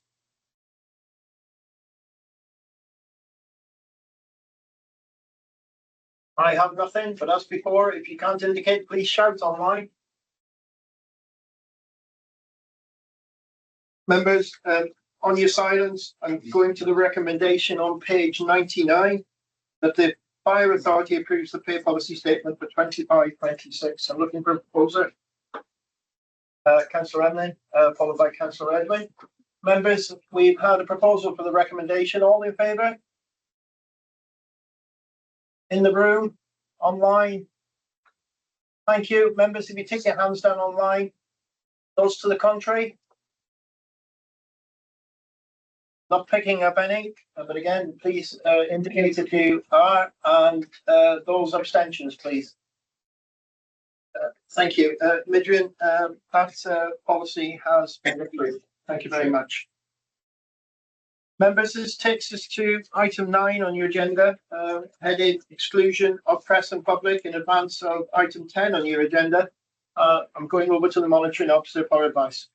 Thank you very much, Chair. Just very briefly to summarise what's on the report there for you. At this juncture, there is a discretion with the Fire Authority to resolve to go into what's called camera or to exclude the press and the public from consideration of the next item on the agenda, which is a verbal update from the Chief Fire Officer regarding the Crest Independent Culture Review into Mid and West Wales Fire and Rescue Service. As you can see there, there's 2 grounds set out under Schedule 12A of the Local Government Act 1972, in particular information relating to a particular individual, but also information regarding the financial and business affairs of anyone, including the authority that holds that information. So it's clearly capable of being the subject of a resolution by yourselves to exclude the press and the public. You also need to be aware as well that you feel it's in the public interest to exclude the press and public from this, and that is a matter that I will address you on in shortly. Very much a matter for yourselves. Okay, so this has been put on the agenda by the relevant officers. It is for members to decide, and you have to weigh up the pros and cons of whether this debate takes place in camera, as I've said, or the press and the public can listen and what goes on, and in particular, whether you feel that that's in the public interest. If you feel it's appropriate to exclude the press and the public, that will enable you to be more robust, perhaps, in the debate, to say things that are a bit more hard-hitting and feel that you're not shackled or constrained by members of the public listening in. However, I would also say that that doesn't give you a carte blanche to say anything which is defamatory or which is in a breach of the code of conduct or which bullies or harasses officers or indeed the authors of the report themselves. So you need to weigh that up. You may feel that that is the right thing to do. Conversely, you may feel that this is of such a serious nature and raises issues of public importance that you feel that your discussion should be in the open session and that the public can listen to what you have to say. And I think that is a matter that is entirely left for you to make a decision. You ask yourself, is it in the public interest? I would say that if you do that, that is entirely right and proper. But again, you need to be careful that what you say is legitimate, can be borne out by evidence, and that furthermore, you are not, again, transgressing the code of conduct itself. With those comments in mind, Chair, I think it's inappropriate for me to go on any further. I think it is for you as an authority to decide what you want to do, how you want to deal with this, and you yourself as Chair may wish to take a lead and say this is what we wish to do in a way in which we determine this matter. It's by no means the case that if it's an open session today and the public are listening to what's going on, you can do that, but there could be opportunities further down the line when further information has been given to you, where you may wish to convene further meeting to discuss things and talk about it in a more robust session in camera. But it's very much up to you today as to how you want to deal with this, and you can resolve so to do at this point in the agenda. Thank you, Dave. I think that advice is very clear. I think it's all very self-explanatory. Members, with your digression, I would like to make a proposal from the chair. Members, I'm going to propose that we take this in open session. I really do think it's clear that we need to be open and transparent on this, and that there is a real public interest in it. I'm making that proposal. I'm looking for a seconder within the room. Thank you. Councillor John by my side.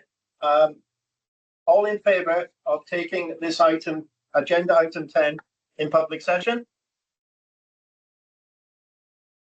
I'm assuming the hands up online are in agreement.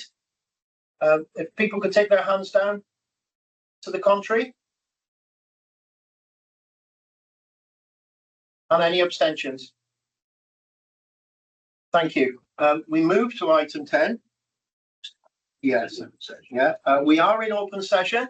I'm going to go to the monitor officer once again to make it very clear where our boundaries of discussion are.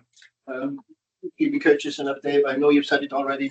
I think a reminder at this point would be justified. But thank you, Chair. Yes, it is in open session, so the public are here, the press are here to listen to what's going on. They cannot participate in the debate.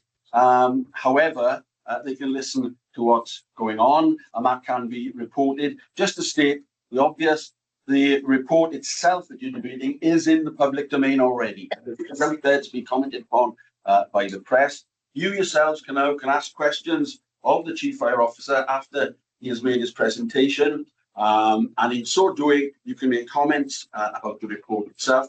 And as I said, that is entirely part of the open and public debate that you should have about the issues raised in the report themselves. But I would caution you to make sure that when you do make comments, you try to avoid personalising anything and preferably not identifying individuals, and certainly be aware that you are bound by the law of the land, that you shouldn't defame or make derogatory comments or rather defamatory comments about any individuals, but furthermore that you also comply with the code of conduct, the members' code of conduct, and therefore you treat individuals with respect, and that you're not seen to be bullying or harassing or indeed compromising the partiality of officers. But provided those parameters are met, then it's very much open to you to ask questions in order to clarify issues and to express what you feel about the issues that are the subject of the report itself.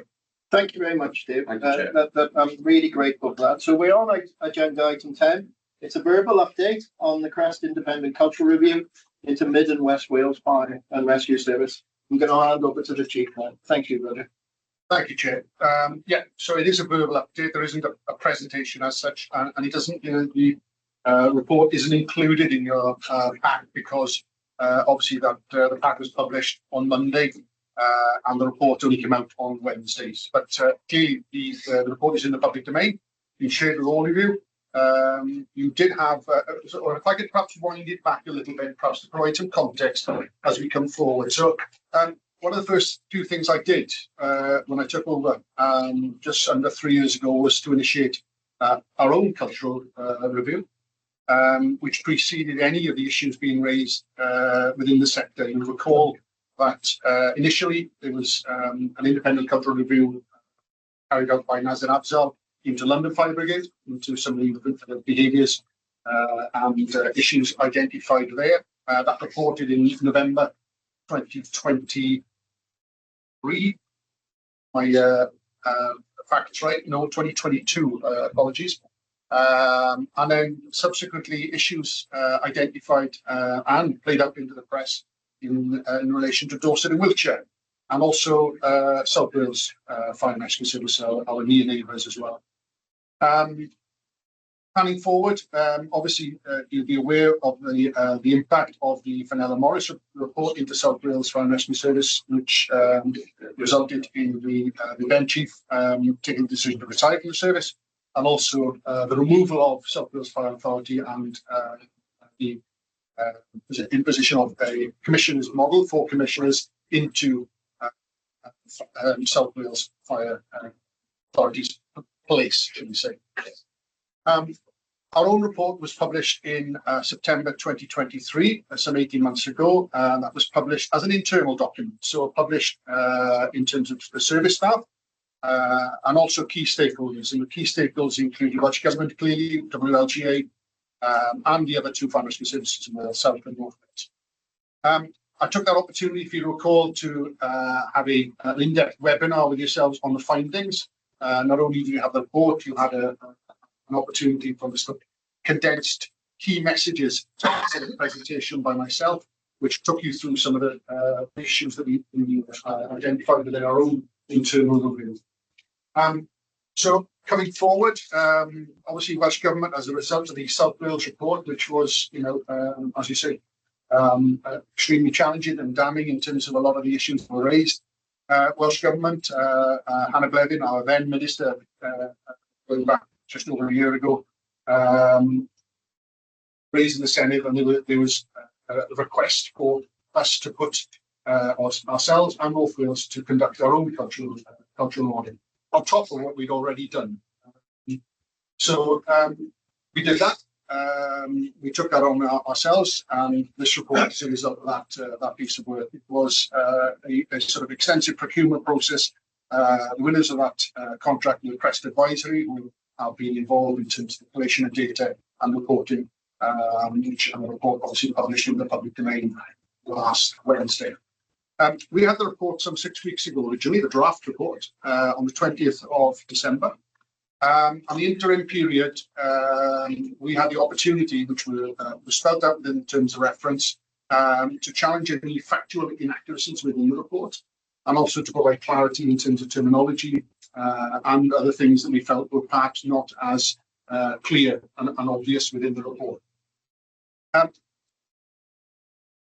We were conscious that the fact that we had the report, the draft report, and it wasn't being published, caused some consternation internally within staff. So the exercise I conducted in this room was to bring all representatives from our trade unions. They had a printed copy of the final report put in front of them. They have an opportunity to read the report in hard copy, and also Midland Harris and Midland has been heavily involved in terms of this ongoing dialogue with Crest Advisory in terms of those factual accuracy of the report and also terminology. to show a track change versions of the report. We haven't changed anything in the report. We have challenged certain things in terms of accuracy or terminology, and it's just been for Crest to accept those changes or not accept those changes. And I will say it was really positive to see by representatives of the workforce in terms of our openness and transparency. So we came to the final report, which was obviously published last Wednesday. You will recall, because you have had sight of our internal report some 18 months ago, that a number of the themes and issues were ones that we were aware of and have been highlighted previously. There are some key differences, I suggest, in terms of the report, sometimes in terms of scale or scope. And there are clearly questions that were asked within the Crest Advisory Report that we didn't necessarily ask for, what weren't asked within our own culture. I will stress our internal cultural audit was conducted by an external firm as well, not ourselves. So there was independence in terms of those. So both those things have been at arm's length from the source. We have no sight on source data. We have no sight on terms of who has contributed or fed into that report as well. That sits with those external bodies in terms of confidentiality and anonymity, which are really important factors in this as well. What I would say, as I say, a lot of the themes that were picked up were reported again within the Crest Advisory. And what I played out into the press last week didn't make it into the edit, as you can imagine, but were the work that we've done, significant work we've done. And you as members are aware of that because we're reporting to yourselves in terms of our cultural journey. So those are things like changes of governance, introduction of a professional standards board, introduction of a safeguarding board, review and amendment to our policies and procedures, introduction of training for staff, active bystander training, so we give people the skills and the knowledge and the awareness to identify inappropriate behaviours within the workplace and knowing what to do with them as well. We also have a confidential and anonymous reporting line called Speak Up, which you will, for those of you who've read the report in depth, is highlighted within the report as one of the issues and one of the issues that staff have raised as a concern. That is something we are mandated to do. We're mandated to do by Welsh Government. So this confidential anonymous reporting line or Speak Up, it's hosted by an umbrella organisation, Crime Stoppers, and it allows individuals to raise concerns, as I say, confidentially, anonymously, and then they come into the service through this third party as well. Again, we have no sight, nor do Speak Up or Crime Stoppers in terms of who those individuals are, unless they wish to declare. But that confidentiality and anonymity is maintained through that process. I'll leave it at that point because we'll lead the witness, as they say, and it is for you now to raise any issues you have in terms of the report. I know I did a sort of brief headline issue with yourselves last week prior to publication of the report. That only highlighted the sort of main areas and the themes within the report, which again, many of those will not be a shock to you, but because we've reported those previously. I will say as well, we have a number of webinars set up with Crest Advisory, so with yourselves now on Wednesday, where you have an opportunity to ask questions of a company who's conducted the research and has reported the findings as well. So an opportunity perhaps to discuss around the process around it, behind that. Perhaps some of the limitations which are highlighted within the report as well. That's not me saying that, that's within box 1. Some of the limitations around data collection and reporting of information as well. But that's an opportunity for members. That will be extended into ELT and SLT on Thursday, and we have a number of sessions then with all of our workforce for them to come back into Crest and ask for clarification or confirmation of something that we should have done. I'll leave it there. I'm happy to take any observations, questions, anything that's part of the document. Thank you very much, Chief, and thank you for that brief overview. As he said, brief. It's early days.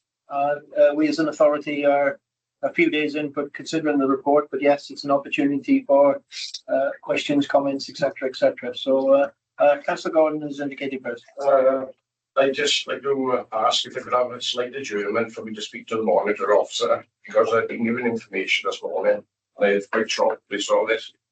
I wouldn't be careful, I would have bring it up to Jeff, but I mentioned be around 5 o'clock, so getting out the room must be. Do we want to consider an adjournment, or are we happy for Councillor Gordon to speak to Dave outside, yeah? Are you happy for the debate to continue while you have a word with? Say it again. Are you happy for the debate to continue while you have a word with Dave outside? No problem at all. Yeah, Councillor Gordon, if you leave the room, and Dave, you happy for us to continue, Dave? Yeah, that's fine too. No problem, Gordon. Yeah, Councillor Linden. Thanks, Chair. Obviously, the report is certainly not a good report, and not one as members of the authority we would want to read. And I think the point that you made this morning to say that we want this as an open discussion shows that we want that openness and so on. And I know the Chief Fire Officer has explained the report to us a number of times as well. So there's that great openness.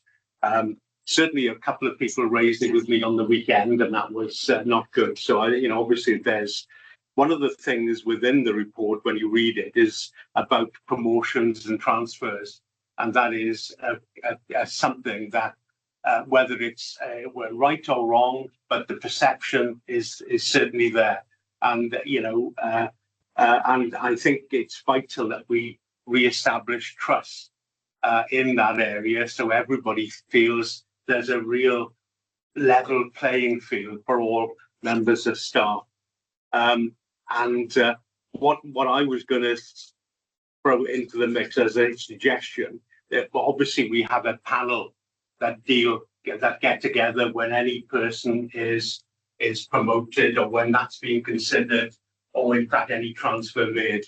And what I would suggest is that we should automatically involve the member of the Fire Brigade Union and a member of this authority as a member of each panel. They could be on Chatham House rules, so they can't repeat what's said there elsewhere. But immediately you have transparency in that, and people would have a representative around that table. And I think that would go a long way to, helping to re-establish trust in that area across the authority and across the members of staff.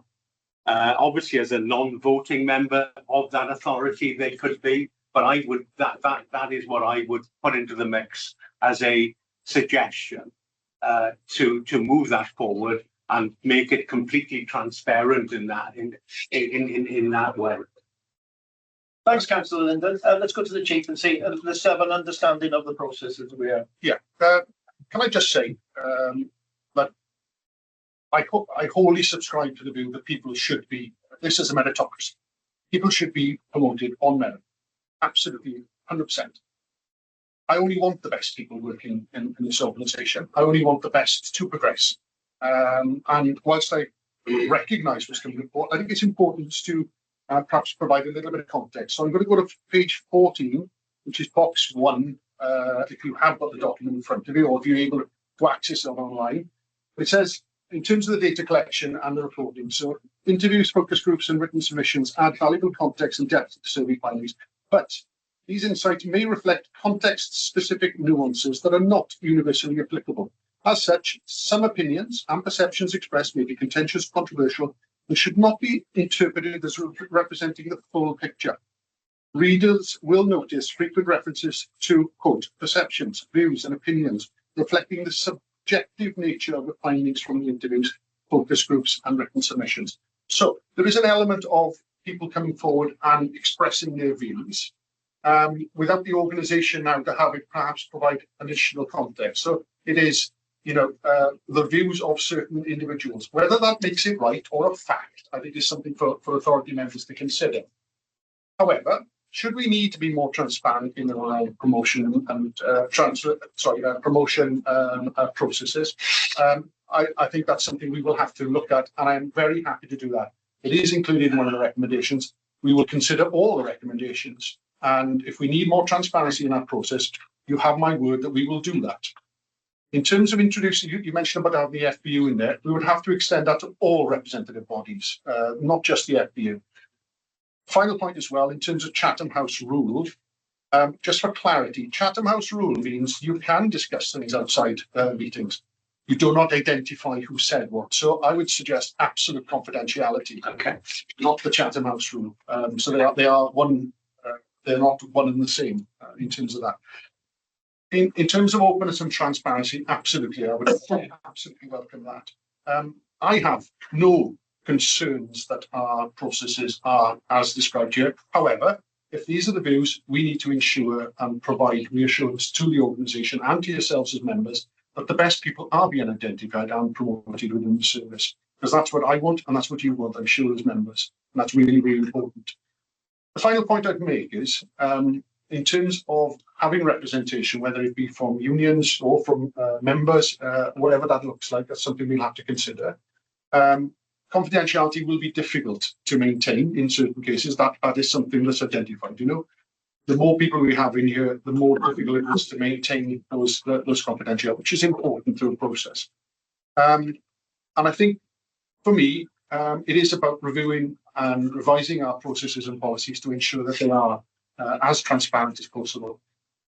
Final point I make is, when we have a post advertised, and let's say, for example, we have 10 applicants, we have one that's successful, you will have 9 then who are unsuccessful. And in a lot of cases, people will say, well, actually, perhaps I didn't perform in the day. Perhaps I didn't, the things I revised or looked at didn't come up. Perhaps I'm not the best fit for that. Some people are, I think, sanguine and open in that. You will have always a number of individuals who will think that it's not their fault, you say, or that the process is to blame, or whatever.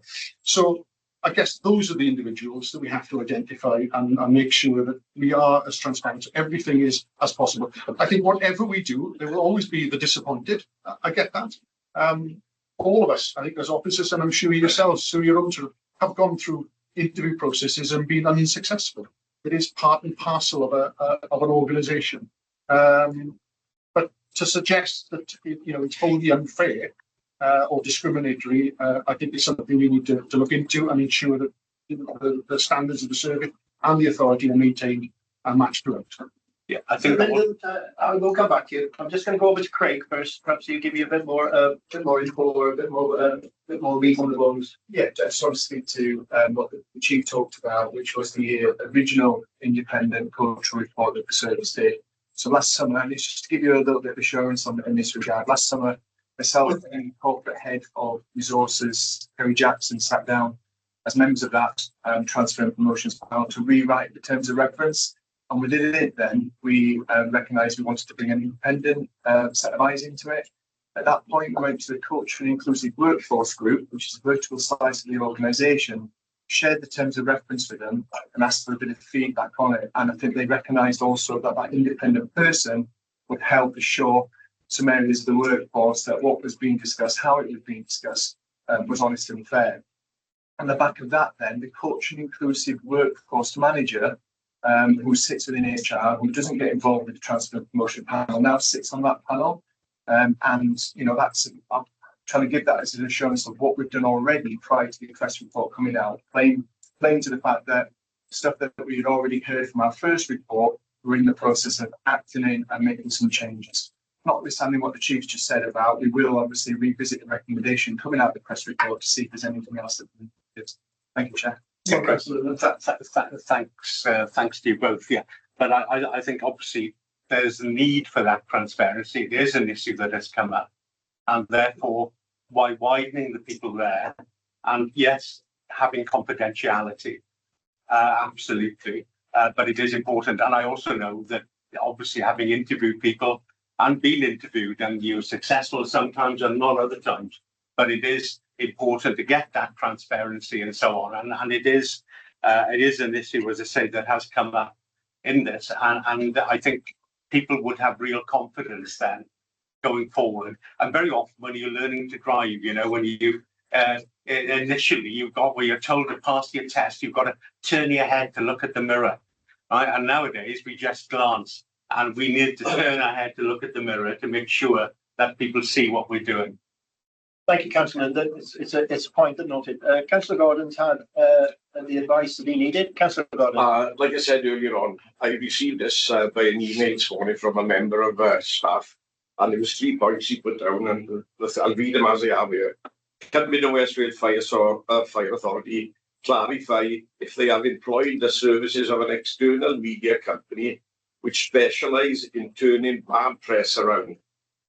The second point then is, can you also clarify that the cost of these services are in the region of £110,000?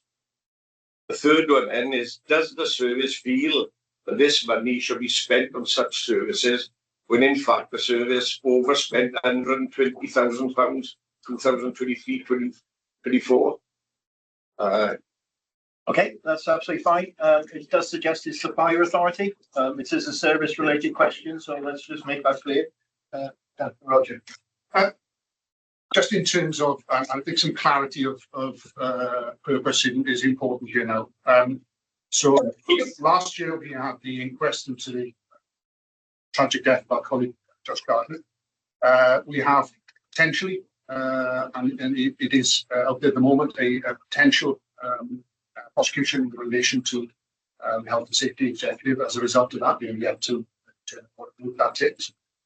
And you'll appreciate we've had some ongoing issues, if I can be as oblique as that, in terms of a challenge outside the service from a former employee, which you'll all be aware of.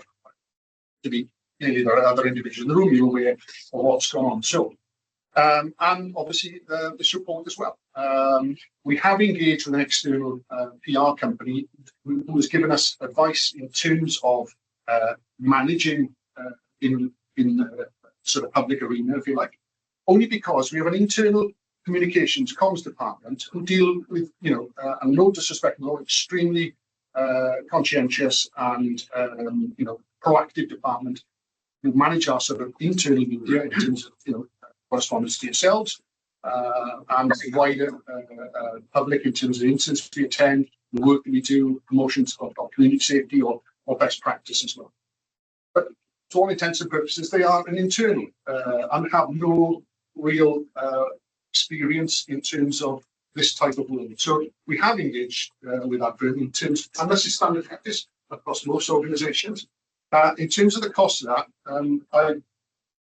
I'll bring in the deputy in terms of some of the information that you may have on that, but I don't have a figure, but I'll just bring in the deputy. There's plenty through the chair that I haven't got the exact figure, but members who sit at RMC, I think it was about 4 weeks ago, we had the RMC meeting last, and there was an item on that agenda which listed our procurement exemptions for that year. If you recall, Helen Rees, head of procurement, came in to run through that document with members, and the comms team that was procured, or the comms services that were procured, was listed on that document.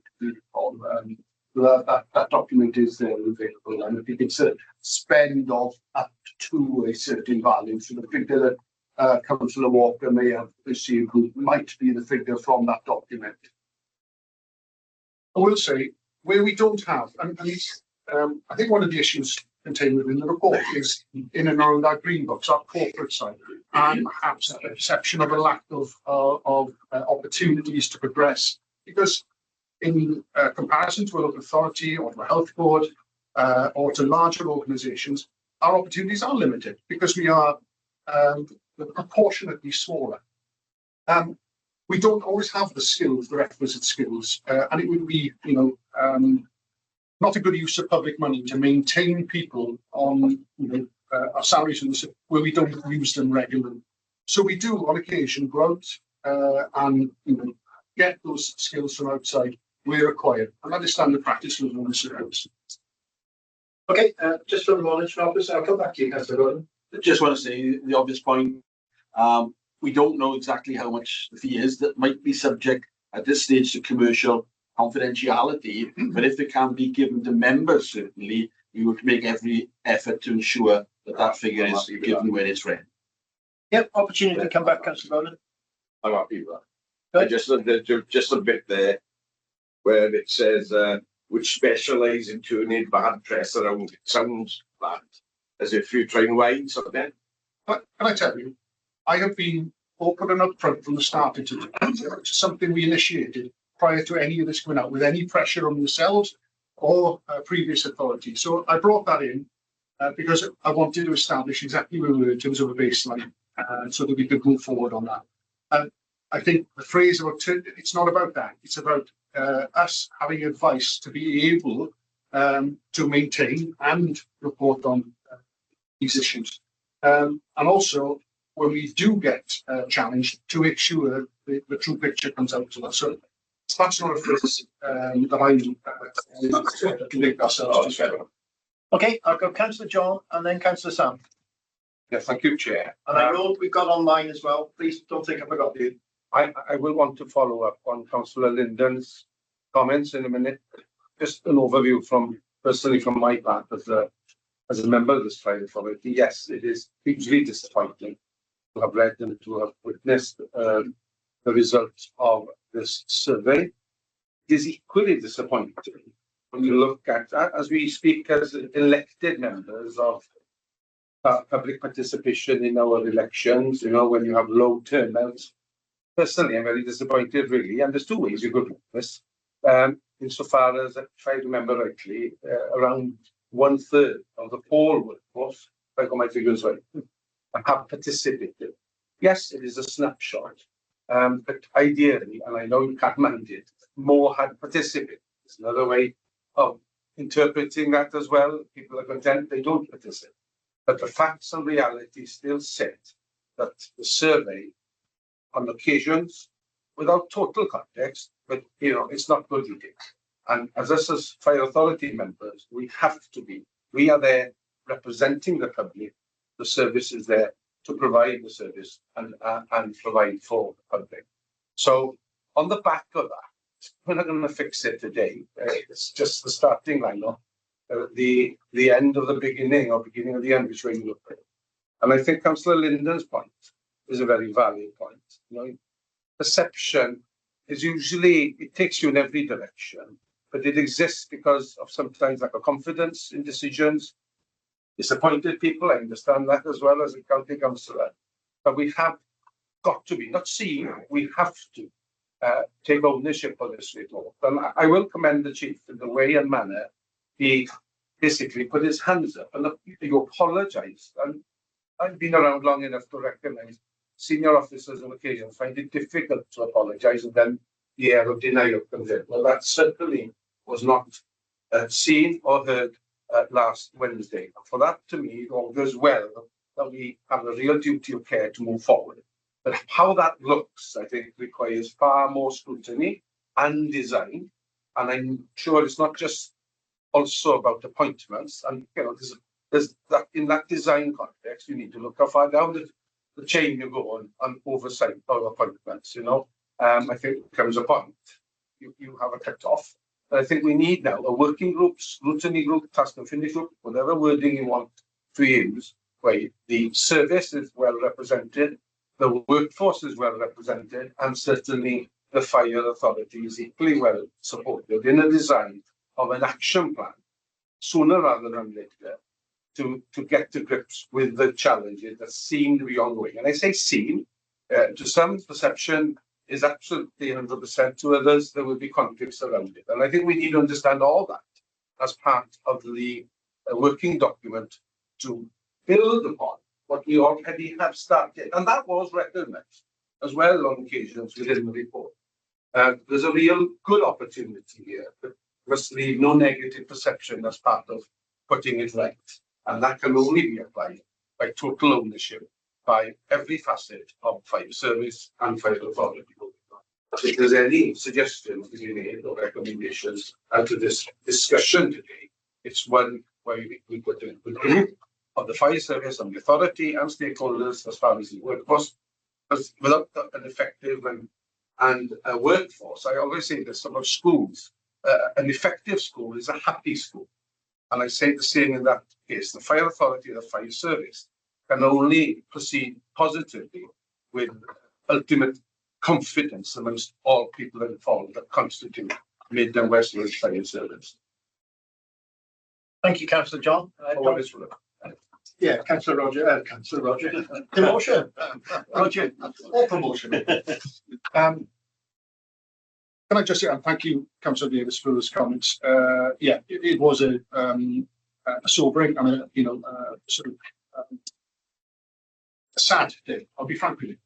The service I'm really proud of, so that I worked in all my career. It was really disappointing to read some of those. We have to accept it, albeit with some context provided within the supplies of the day. I think, from my perspective, if you'd seen the whole, they only played a little clip on me. I don't know.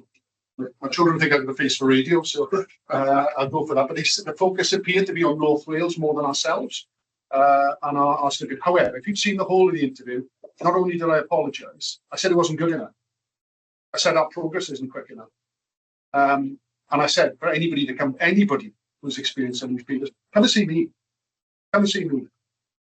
And I mentioned about the sharing of the printed report pre-publication and embargoed copy with our union representatives. I will say each one of them said they were really disappointed because they are not hearing this from the ground. They are not hearing their members coming forward and sharing these concerns with them. So they have concerns. So there's a collective responsibility and ownership in and around that. I know you will take that as authority members in terms of your scrutiny and oversight role. But there's a collective membership. It's really encouraging. And one of the highlights within the report was trade union relationships are positive. And we've worked hard to ensure that because, they will be challenged and they need to be challenged. But it's important that we have our workforce on board. But equally, just to note that they were disappointed that their members are not coming forward in some of these issues to them as a potential first point of contact. Thank you, Chief. I've got Councillor Sam and I've got Councillor Carl online. Please, members, if you want to indicate, please do. Councillor Sam. Thank you, Chair. Just a couple of questions. I think it was sort of broadly being picked up on as well, Dave, but would you have expected to see some improvement from the first report to the second report? Do you think that's reflected in the report? And I mean, notwithstanding the comments that say there has been some improvement within the report, something that really jumped out to me and sort of highlights a level of inconsistency within it that I think worries me a little bit more about the report is on page 17. One of the bullet points says there's a widespread resistance to change seen as a significant barrier to cultural improvement. So would we expect to see improvement? The report says there is recognition that there's been some improvement, but then within the report itself on page 17, it's saying that there's resistance to it. If there is, do we recognise that there is resistance to cultural change within the service? And if so, how are we going to move forward and resolve it? And how are we going to monitor that that it is improving? Lots of questions. There's lots of questions. I'll try and do. If I don't cover everything, please come back to me with specific points. There has been progress. Has it been quick enough? No, absolutely. I hold my hand up there. Absolutely not. Where we've dealt with specific issues within the service, and I'll rate them in terms of on-call improvement or contaminants or our own CRMP, which is our principal vehicle for driving change forward. We've invested, and you've invested. You put your hands up in budget setting previously, and we've financed and put money into those teams to develop that.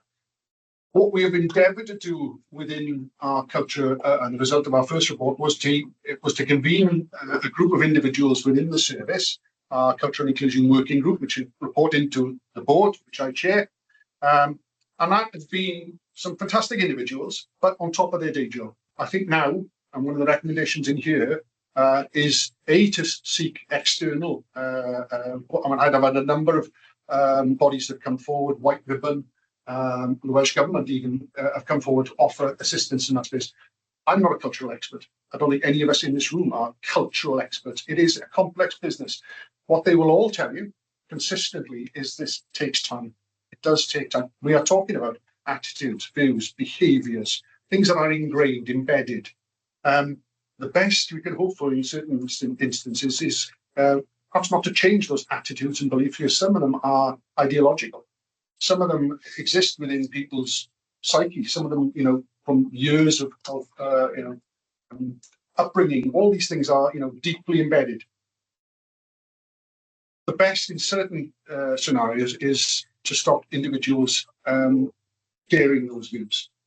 That's the best we can, not to change those, very, very difficult to change those, but to educate, to change, to train, and to ensure that they don't manifest themselves in the workplace or conversely outside the workplace, if there's any link back into the service as well. We have had those issues with people's behaviours outside the workplace as reflected negatively within the service. So those are the things we're up against. It is a challenge because, some of these are really deep-seated and behaviours become, ingrained in people. It's very, very difficult and challenging, these issues. So I don't know if I've covered everything. I hope you have, Councillor Bennett. I think so. I suppose.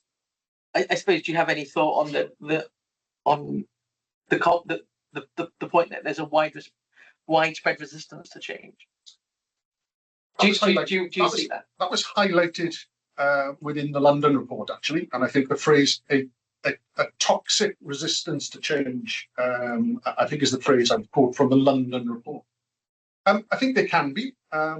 Change is something that people really struggle with because people like the status quo, people like things as they were.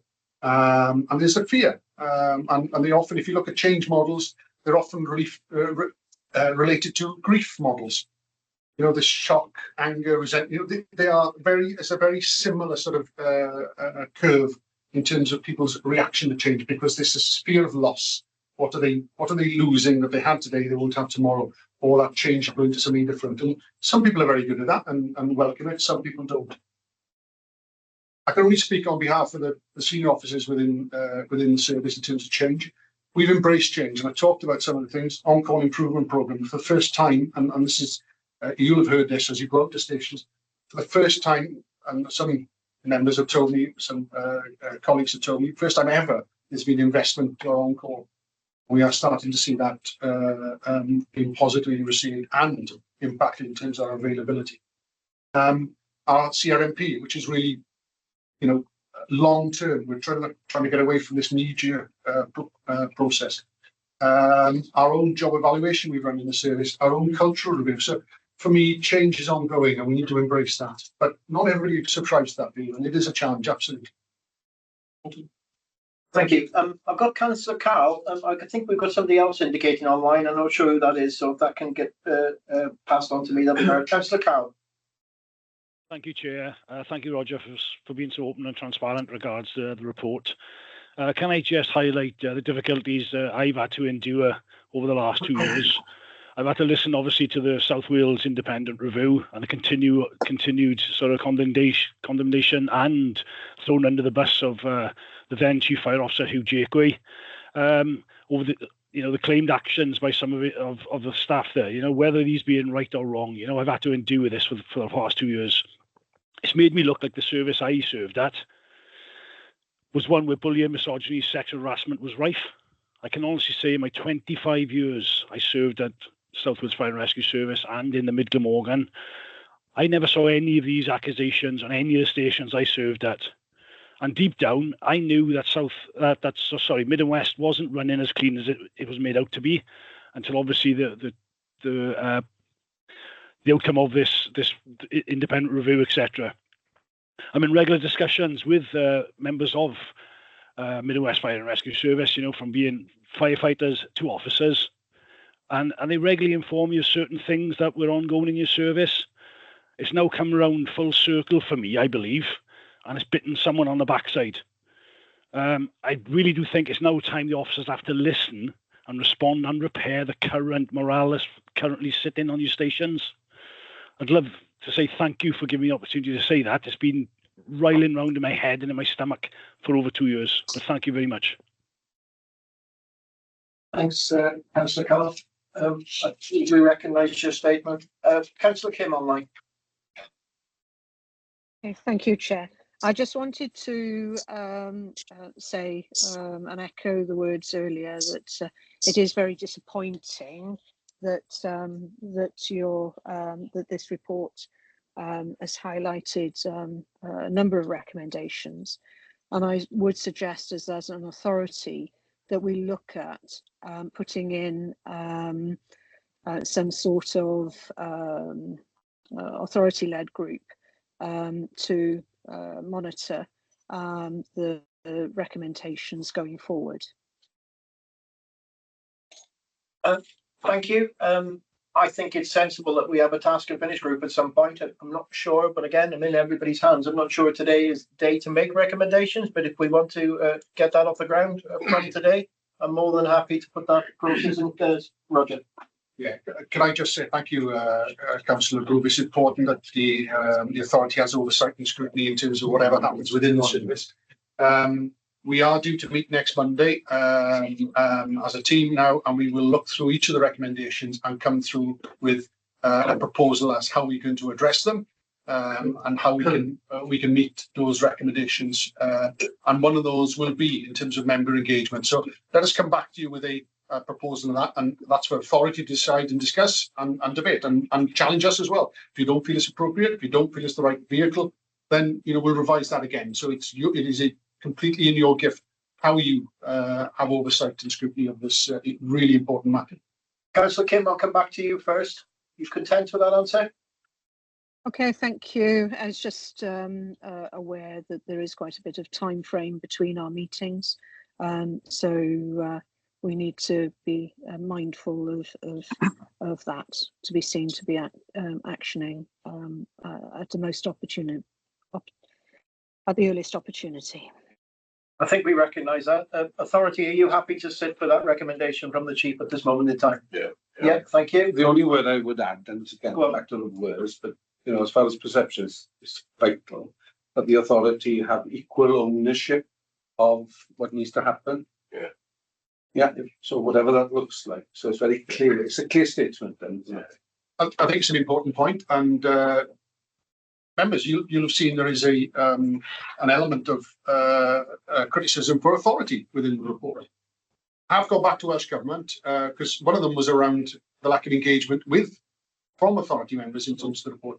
I've gone back to Welsh Government and I'll say to everyone who wants to listen that this was an employee survey. The questions that were asked and were contained within the survey were for employees. And I didn't feel it was appropriate, or you'd have that background knowledge because of your limited exposure into a service and not into the workplace. When you turn up, it's at local stations or local events or whatever. And like anything, when we walk on the station, we change the dynamic, and we all know that. So for you to have an insight, an in-depth insight into that, I think is clearly not your role. And your opportunity and evidence provided to that would probably not be helpful. So I think that challenges. But the final point I make in terms of member scrutiny as well, on our CRMP 2040, the 8 objectives contained in that report, number one is culture. Number one is culture, and it's not there that's not random. It's there for a reason, because that's something you need to address and something you need to move forward. So you have all owned that as part of the and agreed that as an authority. Thank you. Just to add to that, I had a conversation with the Cabinet Secretary last Tuesday evening prior to the report being released. It was a really, really sensible conversation, and I welcomed her for that conversation. I also gave in that conversation an assurance that this authority will work really hard in helping, scrutinising and improving the service wherever we can. I informed her that my time as chair doesn't have too much longer to go. And I asked her to have the conversation with Councillor John if he's elected so that he can make that assurance as well. And she agreed to that. So make no bones about it. I laid it very clear that what this authority would do to help improve the service in their journey. Councillor sorry. Elwyn Williams. Oh, Councillor Elwyn, sorry. And then I've got Councillor Tina, I believe. Councillor Elwyn. Well, I've been a member of this authority for nearly 13 years. There has been improvements over that period. I was disappointed in the report saying there hadn't been much improvement, but I do acknowledge we've still got a long way to go. So to say that there hasn't been improvements in the 13 years is not a true reflection. I don't think once you get used to improvements and you assume that they've always been. But yes, there's been improvements, but we've got a long way to go. That's all I'm going to say. Thank you, Councillor Alwyn. Councillor Tina. Diolch, Cadeirydd. I can see that immediate next steps have been identified, but I was just wondering, what are the timescales of these and how are they being taken forward?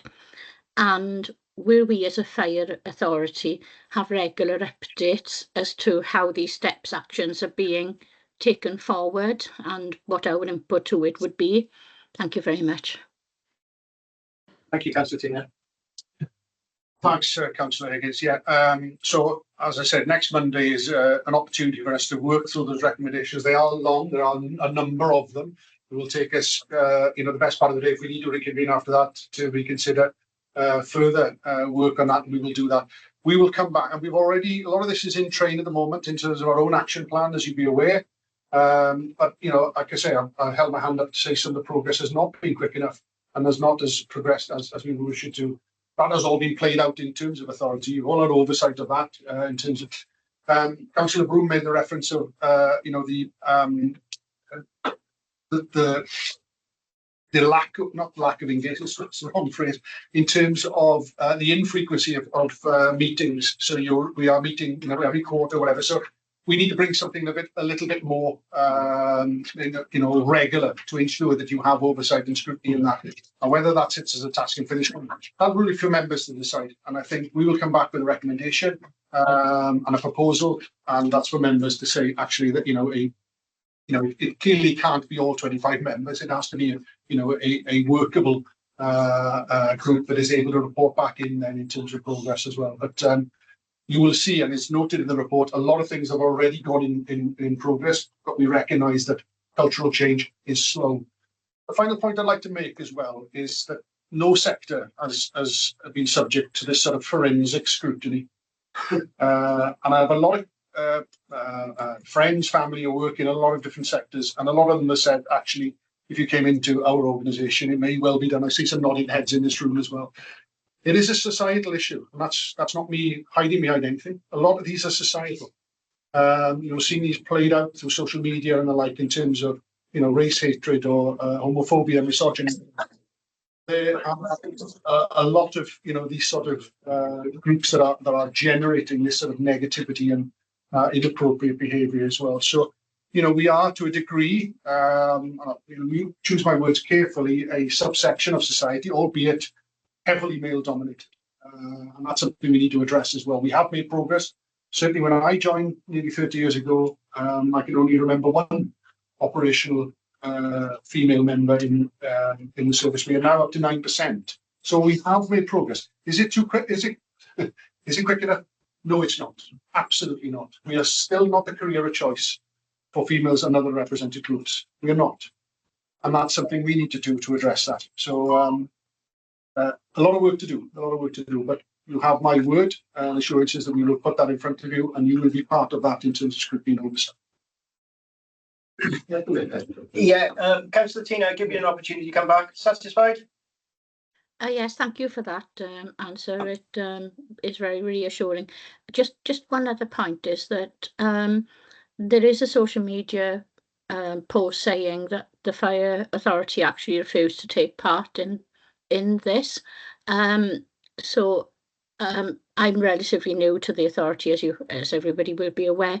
So what you were saying is that we were it was an employee survey, nothing for us as fire authority to contribute to it. So I haven't misunderstood that, have I? Thank you. Yeah, just for clarity, there was no box to tick, are you a fire authority member? So I don't know how they can say that no fire authority members have contributed to it. Secondly, if you and we had a 50, I think it was a 56% dropout rate in terms of the survey completion. So it may well be that members have gone in and said, actually, this isn't really, I can't really answer any of these questions, It would be like officers having a members survey and saying, just it's not the audience. And I have played that back into Welsh Government because it's an important point to make, because on the face of it and what's reported through the report, is that, you know, there has been a lack of engagement with authority, and it, for me, you are not the audience, and I think your opportunity to feed into some of these comments would be extremely limited. I just remind you, Constantina, that we will be having a webinar with Crest, so it'll be interesting to raise that issue on that day with them. Just get some clarification on it. I've got Councillor Emlyn indicating Cymraeg. No, I'm not in English. Okay. Or language heaven, but I'm not hearing it. Yeah, just, I mean, I think the context for me is that we're living in a rapidly changing landscape, you know. I mean, gosh, you know, sort of things gone, the pace of life and the pace of change. And so I think that's the general context, the world we live in. Plus young people are used to that kind of pace. That's what they live in from a young age. From my point of view, sort of everything seems to be going so rapidly, and there's not much time for reflection and to sort of weigh up things. But in terms of, I mean, I'm fairly new on this police authority, and I'm glad you're here to represent the people that I represent in Carmarthen West. But from my limited experience, I'm really impressed by the openness, by the transparency. Although I take on board some of the concerns in this report, I feel confident the direction of travel is the right direction. And you know, there are challenges ahead, but at the same time I feel quite positive in terms of short-term and long-term objectives. Thank you, Councillor Emlyn. That's very welcome. Thanks, Councillor. It really is helpful. I appreciate your comments. I think one of the big game changes in the last few years has been social media. People are allowed to post anything they want without fear of contradiction or challenge or any evidence in a lot of cases. And I think that's been a significant. I've seen some on the weekend in terms of the service, in terms of individuals that we've, you know, either dismissed or terminated contracts, and just simply untrue. Simply untrue. But we have no challenge. We have no ability to go back and say, actually, here are the facts, because those matters are confidential. But social media has been a big game changer, and it continues to be, and I think that will progress apace as well. So there's something we need to. There's a further contextual strand that we need to build into this as well, and keep in the back of our minds that not everything we hear in certain circumstances is absolute and factual. You know, have a critical mind, I think, when we read anything, and I think that's important to keep within our minds. Councillor Sarah. Yeah, I say little points, and I'm not after a gold star, but one thing that did come out of the report, and I didn't read it in fine detail, but I have scanned through the whole document, is the positivity towards yourself, Roger. And so I don't know if that can be translated. And picking up the nitty-gritty of it, to me, a lot of it seemed to be between middle management and the executive management, as this, you know, as you're calling it, and that seemed to be a lot of underlying there. And whether that's with, as been said earlier, with the promotion sort of stuff, and there's issues in that sort of area. But I suggest, and I'm sure you do, and you're familiar with all the stations, that you maybe sort of have some talks with the firefighters, because it didn't seem to be coming from that level anyway. You know, it seemed to be in the middle that the issue seemed to be, to me. Yeah, I think I'm not sure if you suggest I clone myself, but my wife would not be happy with that. I can tell you, she, one of me is enough. So, no, not at all. What I would say, I think, is there are challenges, and I think what has come out of this report that didn't come out of our internal report was it seemed to be ELT, so our exec leadership team, within our internal report, and that could be around some of the questions that we asked and how we stipulated those. What's coming out of this is that management thing has grown. So we are talking about, and we had to go back and say, what do you mean by senior leaders? Because that's a bit of an amorphous phrase. What they have stipulated is in our grade 8s and above within our corporate side, and our station managers who were the best one in the world. When I was a station manager, I wouldn't consider myself a senior leader. They are a first step into middle management. So the sort of net has been cast even wider in terms of issues, perceived issues in terms of management. And that's something we have to address. And it's also something I have spoken to our service leadership team, which all our sort of heads of departments and divisional heads as well. And they all need to own this. And I said, you need to read this report and not think, well, that's not me. I assume it is you. Because I'm looking at it and I'm assuming it is me. Everything in that, any negative reference in that, I'm looking at it and saying, well, that could be me. But some people think that about me. And that's what we need to change our mindsets, not to be in a defensive, but in a acceptance to say, well, what am I going to do to change? So thank you for your comments, Councillor Williams. Thank you. I've got Councillor Elwyn. I'm assuming that's a legacy hand. Yeah. Unless you speak now, Councillor Elwyn, I assume that's a legacy. Councillor Edwin. Diolch, Cadeirydd. As we touched on in social media, I think we're all fully aware how dangerous and misleading social media can be. No matter what it may be, whether it be coming through from the authority or whenever, shall we say, whatever he has or hasn't done. But I spent a lot of time reading through this report, made several notes, and I must compliment you. Basically, you covered most of the notes or the points that I was looking at. But I think a lot of it goes down where you see the concern about whistleblowing, and people are afraid to put their points forward in case, shall we say, it's going to jeopardize their job or their career, whatever it may be. But I think in times like this, it's very important that your door is always open for people to come to you and speak confidentially, and that no matter what the issue may be, it won't affect their jobs or their career, and records be kept of that. So, you know, as far as I can pick up today and what I've done, and I spent a good few hours going through this report, to be perfectly honest with you, but I must compliment you on the results that you've come through, and I hope we will have strength to strengthen it. You know. Thanks, Councillor Edwin. I am looking to conclude now, so be quick if you're going to indicate. Councillor David. We can discuss this around the table today. Council, really. The report's there, it's done. That the most important thing is his action. And I must admit, I've got faith that from what I've heard today will be action, and more importantly, the authority will have an oversight of it. Thanks. Thank you. There will be action. I've already given that assurance and I've informed you of that. Roger. Yeah, just and you're absolutely right. There will be. I was going to answer that question directly because I hope that's gone loud and clear through my rhetoric today. I think if I wind back to when I took over and I mentioned about the challenge we got with stations, and that was more around our ability or our on-call or whatever. And I asked you as members to trust me in terms of what I was telling you. And a number of you say you didn't trust me, but you went out and you triangulated that information. You went out to stations and asked those questions. And a number of you came to me and said, actually, you raised that. This was a point you made to us.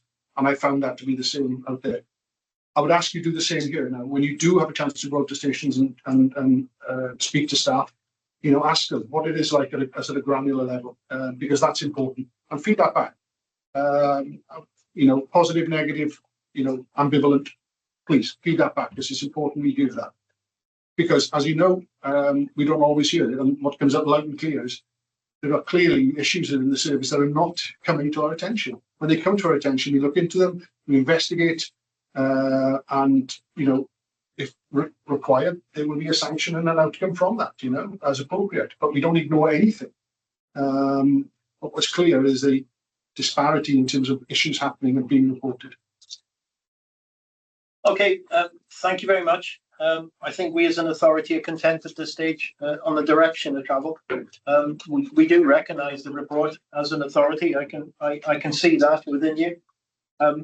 I will conclude by saying, yeah, there's going to be action. I will conclude by saying I've been involved with the private conversations surrounding this with senior officers, and the chief used one word: sadness.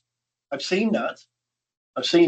But I've also seen courage, and I've also seen honesty, and I've also seen openness, and also a commitment within them to continue. And I'm going to keep saying this: continue that journey.